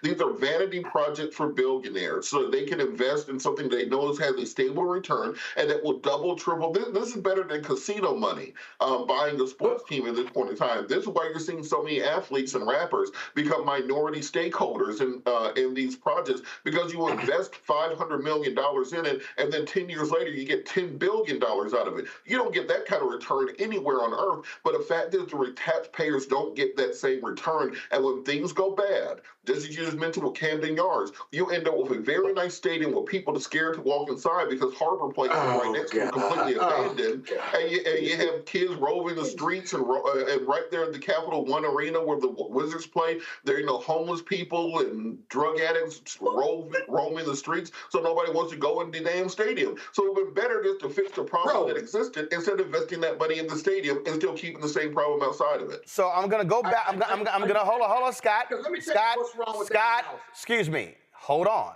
I'm gonna go back to this, Scott. So this is the question again. This is very basic. Why, if the team controls the arena and they get the money from the concerts and other events and all those things, why not say, hey, you privately finance it? If you're gonna get the parking you're gonna get the parking revenue, you're gonna get the concessions, you're gonna get all of that sort of stuff. Hey, privately finance it.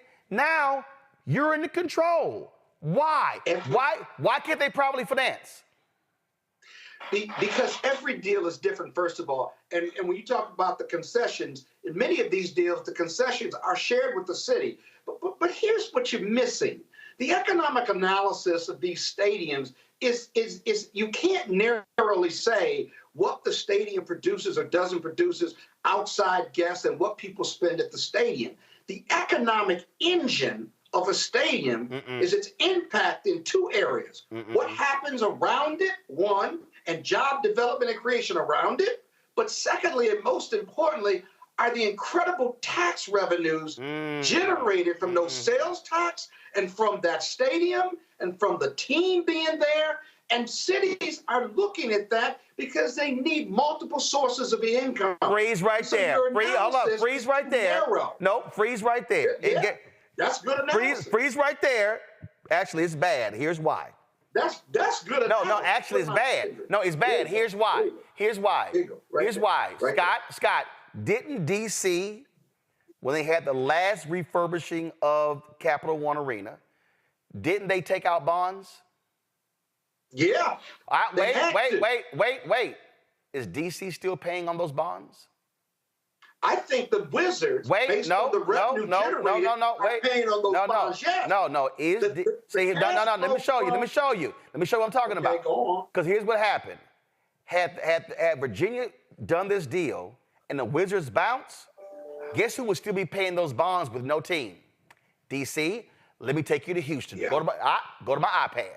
Yeah, I agree with you there. When Harris County did a deal to refurbish the Houston Astrodome to keep Bud Adams from leaving, they took out bonds. Well, guess what? They left anyway. And so this is a story from 2010 in the Houston Chronicle. This is what it says. More than a decade after its professional football and baseball teams moved out, the Astrodome carries as much as $32 million in debt. Harris County, which owns the stadium, projects that it will take another generation to complete the $48 million in debt and interest payments to get it off the books. Now, but that's anecdotal. Scott, that's not anecdotal. Here's what happened. What happened was a sports team owner said, if I don't get a refurbished stadium, I'm going to move my team. And so the elected officials, we don't want them to leave. So let's refurbish the Astrodome. What happened? He stuck around for a few more years, and he took off for the money in Nashville. And guess what? Stuck the taxpayers with the bonds and the interest payment. And that's my point. If these teams want to build stadiums, build that shit yourself. And you know what's happening? And hold up. And you know what's happening in the NFL? Because there's been a massive backlash of these type of deals. Guess what? Most of the most recent stadiums in the NFL, they have been built because they have been privately financed because of this very issue. Bottom line is this here. What Louise Lucas did in Virginia is right. And she said point blank, I'm not going to believe those rosy forecasts of, all of the economic development is going to come flowing in. She was like, we're not going to stick Virginia taxpayers with the bill.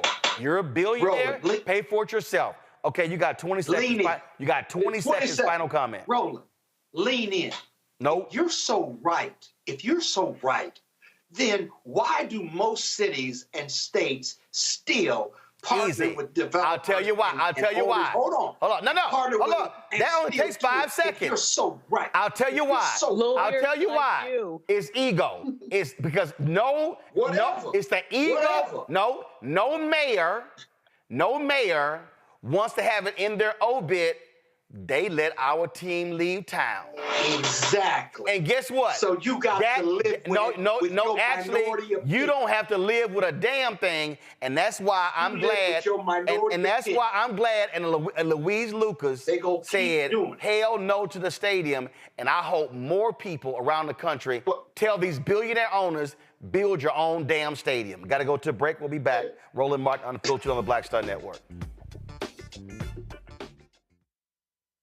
Fanbase is pioneering a new era of social media for the creator economy. This next generation social media app with over 600,000 users is raising $17 million, and now is your chance to invest. For details on how to invest, visit startengine.com/fanbase or scan the QR code. Another way we're giving you the freedom to be you without limits.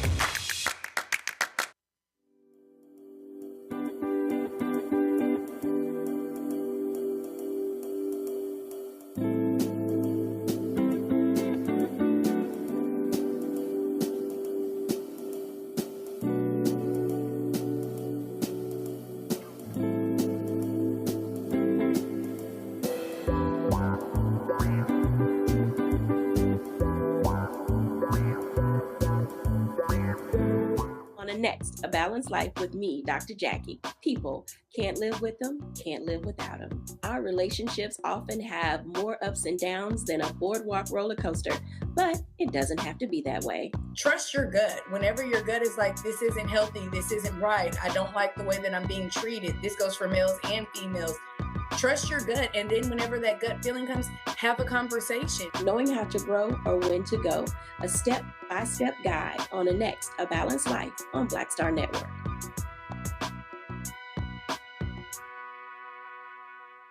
Hey, what's up, y'all? I'm Devon Frank. I'm Dr. Robin B., pharmacist and fitness coach, and you're watching Roland Martin Unfiltered.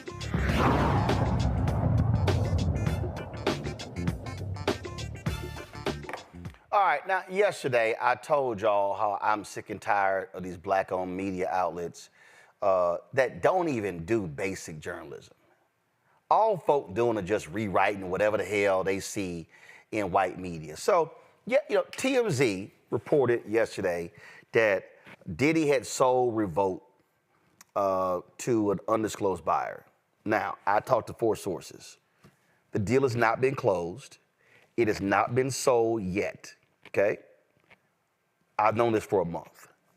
But all these folks, all these blogs, Essence wrote a story about the whole Diddy investigation, didn't call nobody, just pulled from Fox 11, called from CNBC. And I'm like, what are we doing?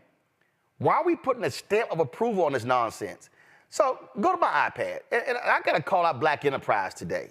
So Black Enterprise dropped this story yesterday, y'all. And I'm sorry. This is bullshit. This is the tweet. Diddy may be down bad, but he did secure his bag. That's the tweet. Now check this out. You click the story, y'all. You go to the story, and it goes to, when you go to the story here, this is what the story says. Sean Diddy Combs is no longer an owner at Revolt TV after selling off his shares to an anonymous buyer for an undisclosed amount. Now, you read the story, and they got all this sort of stuff in here. Sources say Combs sold his Revolt TV shares to an interested buyer, but made sure that the company remains black-owned, TMZ reports. You read this story, it ain't nothing but a whole rewrite of the TMZ story. Y'all, this is Black Enterprise. This is supposed to be the Black Business Bible. Amid news of the Revolt sale, it's being speculated if Combs knew a federal raid was on the way, but how you report, who is the reporter on here? Somebody named Jerusalem Jovan. Okay, so we got speculation in the story. When I read this story, y'all, and I read it last night, there literally was nothing that was fact-checked. Nowhere in this article, not one, like, y'all, look at nowhere in this article did it say Black Enterprise reach out to Revolt to confirm or deny the story. Nowhere in the article. Nowhere in the article did it say Black Enterprise reached out to Sean Diddy Combs. Nowhere. We just slap our name on a story and rewrite what TMZ said. You put in a story speculation. No. Y'all, I was the managing editor of the Dallas Weekly, the Houston Defender, the Chicago Defender, the news editor at Savoy Magazine, was the top editor at blackamericaweb.com. And let me be real clear. If any reporter or intern sent this story to me, my response would be, your ass got one shot to fix it or you're fired. You're gone. See, the reason this bothers me is because what we now have in Black-owned media is a focus on aggregation. So what we do is we see what somebody else report, then we rewrite it, put our name on it, and then when Black folks sit around, they say, did you read Black Enterprise? Did you read Essence? Did you read this? Did you read Hollywood Unlocked? Did you read The Shade Room? Did you read Ball Alert? Did you read this here? And so we just spin it and repeat what somebody else wrote. It ain't true. The Breakfast Club this morning, they read the story and they said it had been sold. Factually, it hasn't. How do you not check? And I get it if you're on radio and you're reading the story, but how are you this is the Black Business Bible. How do you rewrite a TMZ story? Let me tell you what happens at ESPN. When somebody else breaks a story, they'll have their reporters call, write the story, and then they'll put in the article at the bottom, which is also BS. This was originally reported by The Athletic, or this was originally reported by so-and-so. The reason this is a problem for me, I am a journalist. I'm not a media personality. And when Black people see stories like this, what happens is Black people then go, oh, that must be the case.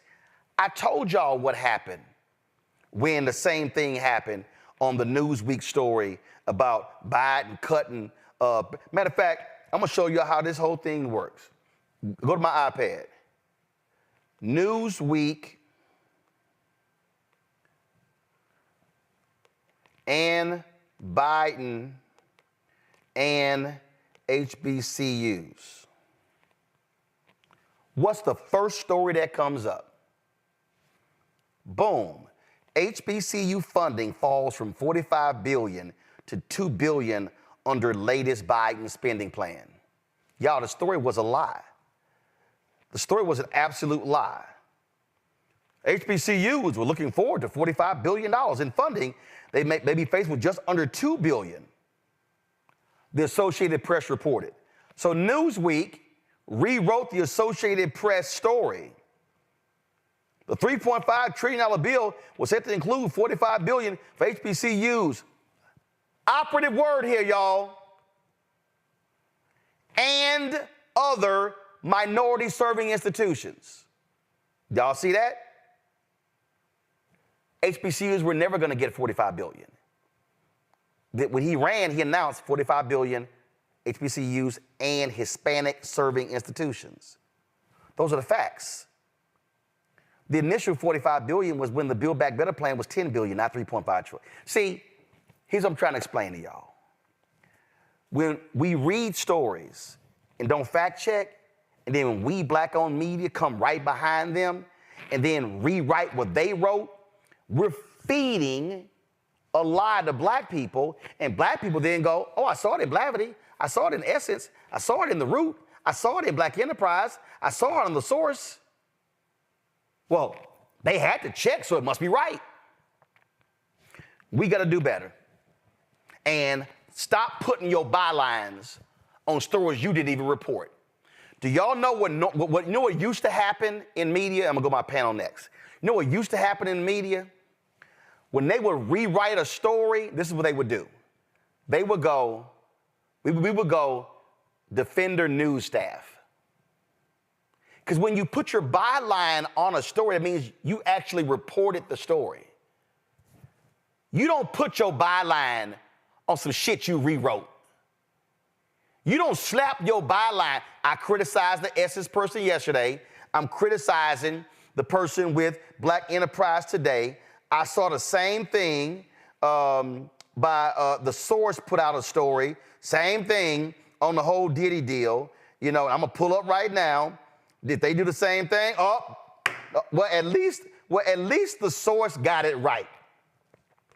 At least The Source rewrote the TMZ story, go to my iPad, and put Source staff.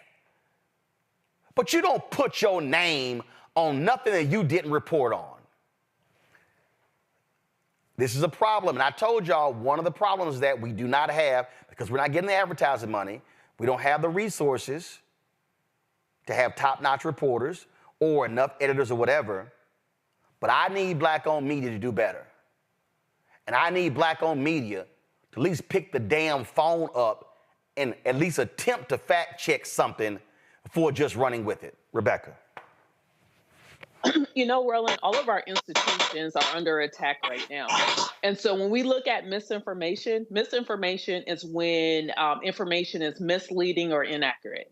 So oftentimes in social media, we'll see, oh, this famous celebrity passed away. And it turns out they didn't do that. But that's an example of misinformation. But then we get into something that's a little bit more malicious, and that's disinformation. Disinformation occurs when there is an intentionally falsehoods that are planted out there, sometimes covertly, so that the audience that's intended to go run with that rumor, they are not even aware that they're being specifically targeted. And so what we're seeing right now with certain Black media, just rubber stamping information that they're getting off the wire or that they're reading from elsewhere, if you don't verify it, it's misinformation. But what's going to happen as we go into the fall elections, this is just a test case for then what disinformation is going to look like when people are just pulling down unsubstantiated reports that they also don't have the budget to actually substantiate, and they're rubber stamping it out. And now Black voters going into the fall election is going to assume, because Black Enterprise, because of Blavity, because of the Griot, because of the Breakfast Club is putting out information, therefore it must be accurate. But guess what? Going into this fall, a lot of information that you're going to see from a variety of sources that you normally would just assume has accurate reporting, it's not going to be true. And that's the thing that I'm fearful about. Listen, Robert, this is real basic. Go back to my iPad. I want y'all to read what The Source wrote. I ain't letting them off the hook. They wrote, now get this, sources in the know about the purported deal say the embattled mogul sold off all his shares to a mystery buyer for a sum that has not been disclosed. Now, the word is the company in itself, quote, remains black-owned, which is supposed to be aligned with, as TMZ puts it, upholding, quote, its original connection and dedication to furthering the culture. It's still hazy as to what revolt was let go for regarding the sale, but one thing is clear, the new owner is keeping a low profile for now, and for good reason. There's a lot of heat around the Sean Combs with Monday's raid by the feds, so now may not be the best time to announce a business deal of that magnitude for one of Diddy's brands. Now, sources say that the owners share a passion for black culture, which is a broad statement, but they intend to introduce themselves formally in the coming weeks. Everything that you just read right there is complete, utter bullshit. And you know what they're doing? Now go back to it. They are simply repeating what they saw in TMZ, but they're trying to make it sound like they have the sources. Let me be clear with all y'all who watching. I talk to 4 people who are actually in the know. The sale has not been completed. I've known about the sale for more than a month, and there is a real deal. The source goes the owner or the owners. It's not owners. And I know who the person is. But when you write this, oh, they maybe want to keep a low profile. Bullshit. Then, it's one clear, oh, you know, it's all, you know, the whole day, which is a broad state. You're feeding bullshit to black people, and then they go, well, I read the source, and they said this. It's a lie. I read Black Enterprise, and all they did was rewrite what TMZ said, which ain't true. This is dangerous. When Rebecca said, you now do this, and you apply it to other areas, and we've seen it. And this ain't about trying to take somebody down, but Black Enterprise rewrote a Washington Free Beacon story about the Biden administration handing out crack pipes. And I sent them an email and said, do y'all know y'all were rewriting a story from a conservative newspaper that was a lie? They never responded, but it was the same bullshit, Robert. Look, Roland, 2 points. The first is just an editorial point. Why is it when they were trying to appeal to black audiences, they just take what white people wrote and then rewrite it in slave dialect? Why do they think that is something that appeals to black audiences? Why do you have to write these things, like they're straight off the Step and Fetch It comedy tour? Well, I had heard that they be about to tell some people that we gonna go down here, we gonna get this bag. You don't have to write like that for black people to understand you. And I think that that's the part of the place where we get to this disservice of black media, because if you think that you have to dumb yourself down to the point that we can't understand, complex words and prepositions and grammar and commas and stuff, well, you're already starting from a point of disrespecting your audience when you think that's how you have to write. And look, to Rebecca's point, this isn't going to start. This has started. Look, Roland, when we first found out about me running for judge, me and you found out at the same time, because there was an article on the front page of the Atlanta Journal-Constitution saying that I was running before I had even announced that I was running, before I had even decided I was running. And that from there, we saw other outlets secondhand pick up that article and pick up that information, and they started casting me in all sorts of aspersions to the point Megyn Kelly is sending out tweets. Oh, yeah. Sheila, this liberal who worked with Reverend Jackson and Robert, when I saw it, what did I do? You tweeted about it. You called him out. No. Before I called him out, you reached out to me. I called you. Yes. The first thing I did, and here's the deal: if I did not know you personally, I would have went, okay, who is this Robert dude? Let me see if he has a website. He follows me on Twitter. Send him a DM. Oh, I'm gonna send him a DM on Instagram. Oh, let me see if he has a LinkedIn profile. Let me see if he has a website. Okay, hold up. Oh, he's a lawyer in Atlanta? Oh, hold up. The story says that he used to work for Rainbow Push. Boom. Let me call Reverend Jackson. Let me call John Mitchell. Let me call Shelley Davis. That's what fucking reporters do. They make calls before they report stuff and before they tweet it.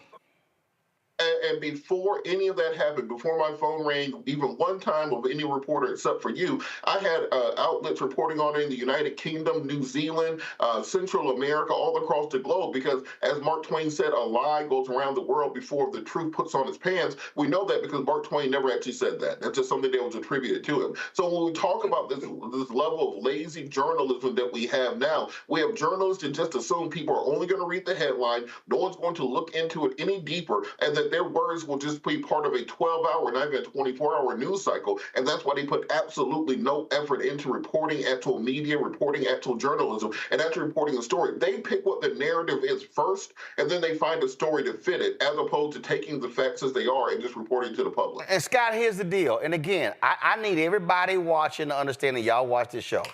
I called out NBC News when they did it. I remember when Root did it.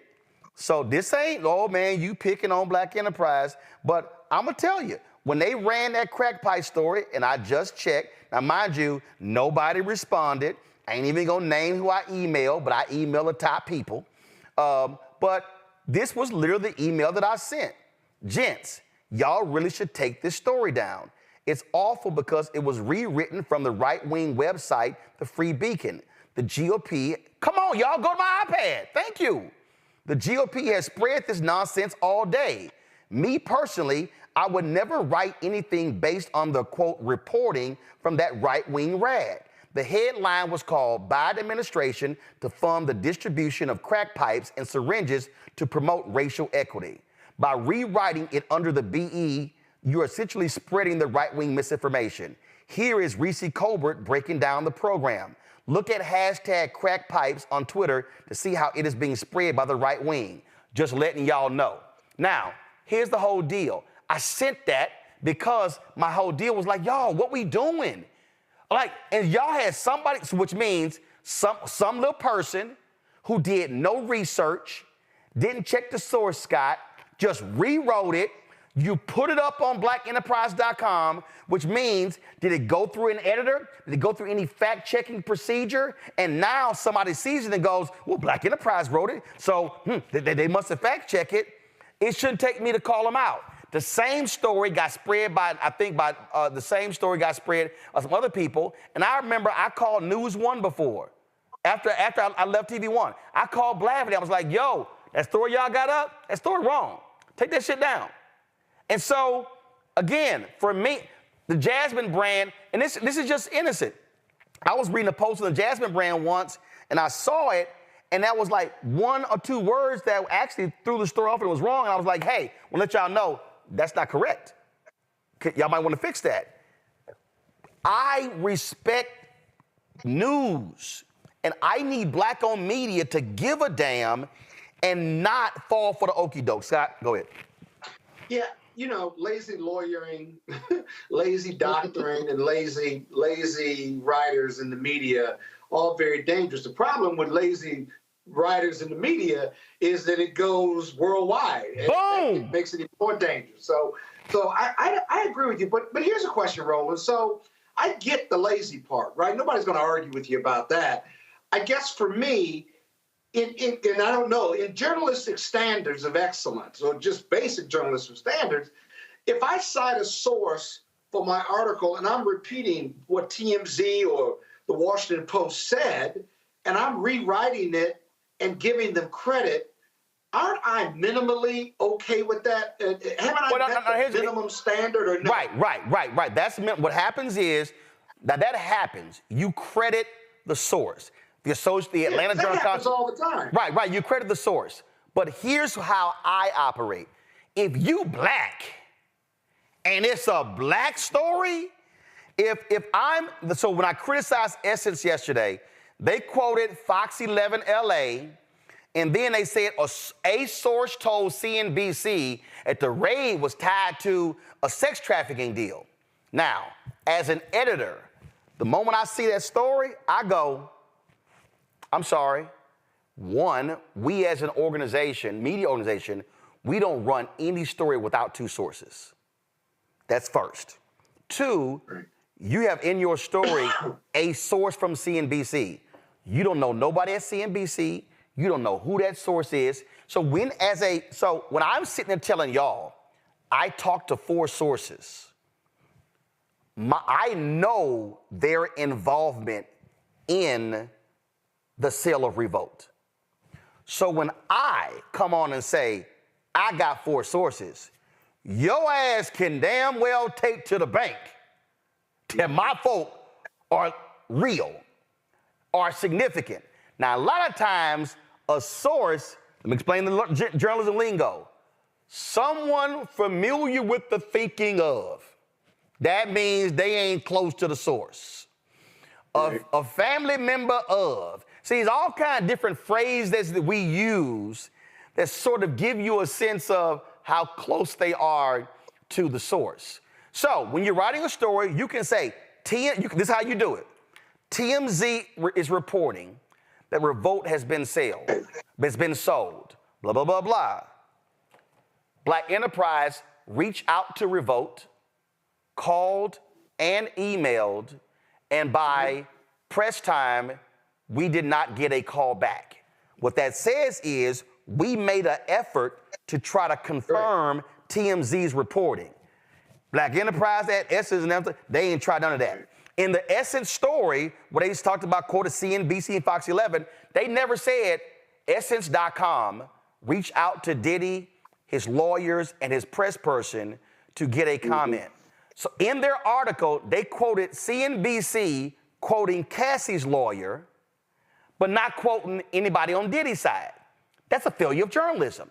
All I'm saying is pick up the phone, call somebody, email somebody, DM somebody, make an attempt. But when you make no attempt, then you just rewriting somebody's stuff and slapping your name on it. And I'm sorry, that don't pass muster. And I'm telling you, in newsrooms that I run, you will get fired. No, I got you. The other thing that they do is they will say, mainstream media will say, TMZ is reporting X, Y, and Z. NBC has not been able to independently confirm this. Hold up. Right? Michael Jackson dies. I'm in Jamaica. Right. I'm the resort I'm at as a sports complex. I'm walking across the street. Roland, it's so sad about Michael. Say what? Dude is in the car. Say what? Michael Jackson's dead. We used to them killing some celebrity. I was like, man, Michael Jackson ain't dead. No, Michael's dead. Now I'm a resort. I'm hearing Michael Jackson music. Rolling, then the journalists go. I go back to my villa.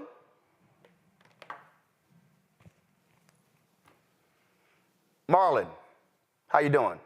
I say, man, I'm in Jamaica. Roland, hold on. Say something to his daughter. My brother's gone. Oh, shit, yeah. I go, Marlon, when you say your brother's gone, my mom called me, my brother's dead. With my other phone, this is my personal phone, pick it up, I'm emailing CNN. I have confirmed from Marlon Jackson.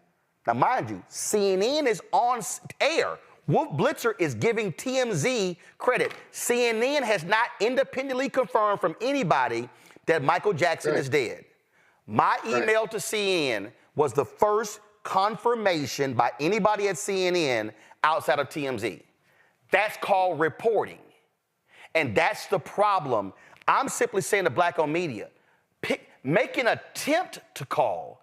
Respect the black audience enough that you don't just repeat what you hear. And I don't give a damn if it's the New York Times.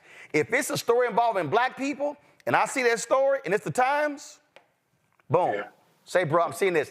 And that's what I'm saying. So what ends up happening, Scott, we then are spreading what they report and didn't even attempt. And I'm telling you, I know for a fact, the sale of Revolt is not final. So all these people are reporting everywhere. Revolt sold. Diddy got a bag, sold. It's not true. The sale could actually fall through between now, and I've already been told when it's going to get announced, it could actually fall through. So what then happens if it does fall through? Everybody said the deal was done. That's why you call. Go ahead, final point. Well, I think you're talking about excellence, right? No, I'm talking about journalism 101, not journalism 401, not journalism 401, not journalism 301, not 201. It's 101. You were taught. You're taught to call. It's, if a story came out, if somebody said, Roland, Scott Bolden got arrested. No. Seriously. No, wait, hold up. I'm going to use a real example. The judge held Scott in contempt, hold Scott Bolden in contempt. What's the first thing I did? Scott, if you didn't pick up, you know what I would have done? Right. Emailed you. If you didn't respond in 5 minutes, I would have called the firm and asked for your secretary. See, that's what you're supposed to do. You don't just go, hey, Scott got arrested. Scott going to jail. Scott got held in contempt. And then you go, no, Roland, I wasn't held in contempt. The judge is threatening to hold me in contempt. So being held in contempt and threatening to hold in contempt are two totally different things. That's all I'm saying to black-owned media. Damn, use the phone.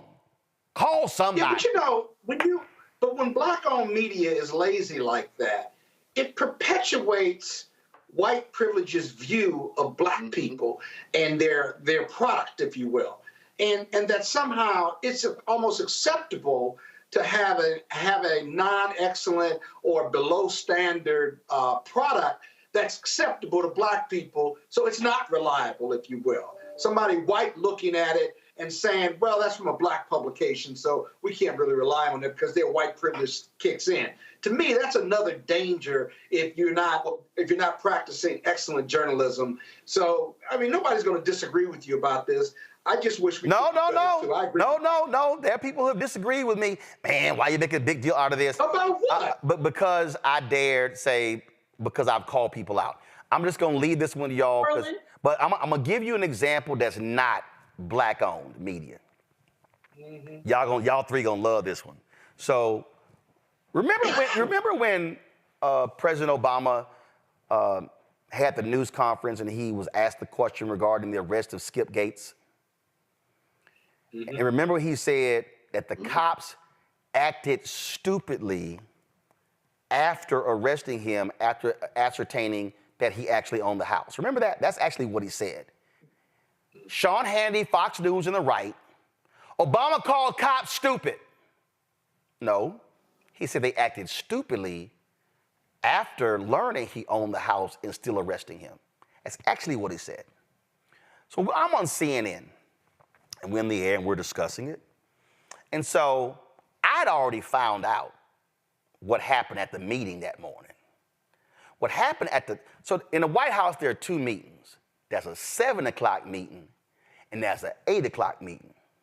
The 7 o'clock meeting is the real meeting, okay? There's more people in the 8 o'clock meeting, but the 7 is the real meeting. So, so we're on the air, and Candy Crowley, great respect for Candy Crowley. Candy Crowley goes, well, you know, my understanding from the, that the White House would really prefer to walk that back. I went, no, they're not.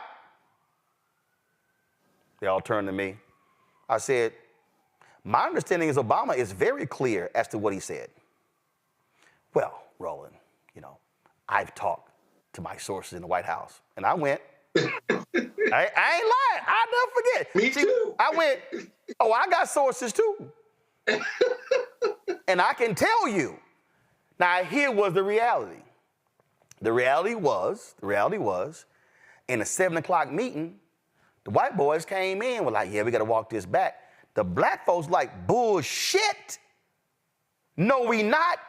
And a black staffer, I ain't gonna name him, said, outside this building, I left the office yesterday, and I'm a senior staffer in this White House, and I couldn't flag down a cab, and they passed me by.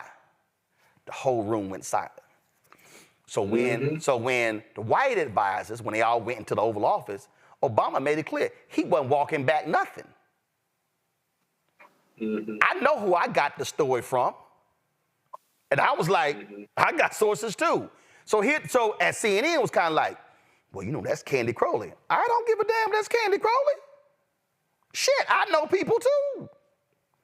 But what happens is, in those, sort of like they like to defer to the last, I just remember, I remember, and again, I love Candy, but the bottom line is, I know people too. Y'all may remember, that was a General James Jones. He had friction with Robert Gates. And I remember I made some comment and it was like, well, General Jones is very well liked. I was like, yeah, he ain't gonna be that long though. I said, he ain't gonna be that long. And it was sort of like, the response to me was sort of like, what do you know? I said, okay, we gonna see who go first. Why don't y'all Google General James Jones and see when he resigned? And then Google Robert Gates to see when he resigned. Jones left first. This is an example, even when you're in white media, why you gotta have your own sources close to the action, because there were numerous times, even at CNN, where I had stuff and the other people didn't have, and I don't want to hold y'all. I gotta, but Scott, you'll give me. Man, we way late. No, right, Scott, you'll be all right. I'm just gonna give y'all this. I'm gonna give y'all this deck I also got one thing. Because Rebecca, I'm gonna give this. They wouldn't let me put this in my book. CNN said no. Rebecca, we're gonna close on you, but they wouldn't let me put this in my book. The night of the Iowa caucus, when Obama won, so I didn't get on the air for 3.5 hours. So we off air, and somebody on the air, and they saying, we don't know where Obama is tonight in Des Moines. I was like, he had dinner. And then I said, of course, when he wins, they go, we're not sure when Obama is coming to the convention center. He leaving dinner in 20 minutes. And they come to me and they're like, oh my God, where are you getting this from? I said, from the person sitting next to him at dinner. And then it was, and so then I was getting all this information all night, and they were just like, oh my God. And I said, well, if y'all put my ass on the air, the audience will be getting this information as well, but y'all got me sitting on the sideline. This is what they also do to us. So all I'm saying to our black folk, I need us to learn how to pick the phone up, develop sources. So when stuff happens, you can speak authoritatively and you can be the one breaking news and giving facts and not relying on white media. Rebecca, close us out. And I just want to make it clear and being careful that we're not calling Black journalists lazy, because I know that was a comment that was made earlier. That's not the issue here. The issue is don't fall for clout culture, but actually do your due diligence the way you learned in J school.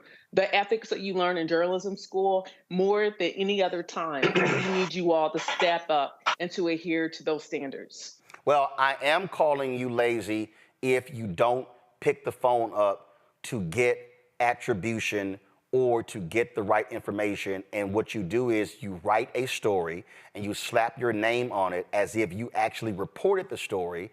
And I'm calling whoever edited the story lazy if they actually approve that story, because both individuals, the reporter and the editor or editors, failed journalism 101. I will say that. Robert, Rebecca, Scott, always a pleasure. Scott, you know you're wrong when it comes to the stadium, but nice effort. Nice effort. Rebecca owns you on that one. Nice effort. You people. Rebecca owns you on that one, but I know you got to protect your chamber of commerce. You got to protect your chamber of commerce position. But we spoke truth. All right, that's it. Kappa's always wrong. That's it, y'all. We will see y'all tomorrow right here on Roland Martin Unfiltered on the Black Star Network. Support us in what we do. Join the Bring the Funk fan club. Send your check and money order to P.O. Box 57196, Washington, D.C. 20037-0196. Cash App, $RM Unfiltered. PayPal, R Martin Unfiltered. Venmo is RM Unfiltered. Zelle, Roland@RolandSMartin.com, Roland@RolandMartinUnfiltered.com. Download the Black Star Network app, Apple phone, Android phone, Apple TV, Android TV, Roku, Amazon Fire TV, Xbox One, Samsung Smart TV. You can check us out on Amazon News by going to Amazon Fire and pulling up our 24-hour, 7-day-a-week streaming channel there. You can also, of course, you can tell Alexa, play news from the Black Star Network, and the audio will start playing. You can also check us out on Plex TV, Amazon Freevee, Amazon Prime Video. And don't forget to get a copy of White Fear, The Browning of America is Making White Folks Lose Their Minds, available at bookstores nationwide. You can also get the audio version on Audible. Check it out there as well. All the folks who are in the Nashville area, please do me a favor. Do not forget, on Monday, we are going to be in Nashville, 11 a.m. local time, 12 o'clock Eastern. We'll be live streaming on the Black Star Network, news conference on Stop the Attacks on HBCU. You see the people who are going to be participating. And that night from the Forum in the Student Center, we're going to be broadcasting Roland Martin Unfiltered. It's open to the public. We want y'all to come on out, especially the students, faculty, staff, the community folks who care about Tennessee State and HBCUs, because we'll be holding our Tennessee State Town Hall. I will see y'all then. Folks, thanks a bunch. See you tomorrow. Holla! Black Star Network is here. Oh, no punch! I'm real revolutionary right now. Thank you for being the voice of Black America. All momentum we have now, we have to keep this going. The video looks phenomenal. See, there's a difference between Black Star Network and Black-owned media and something like CNN. You can't be Black-owned media and be scared. It's time to be smart. Bring your eyeballs home. You dig?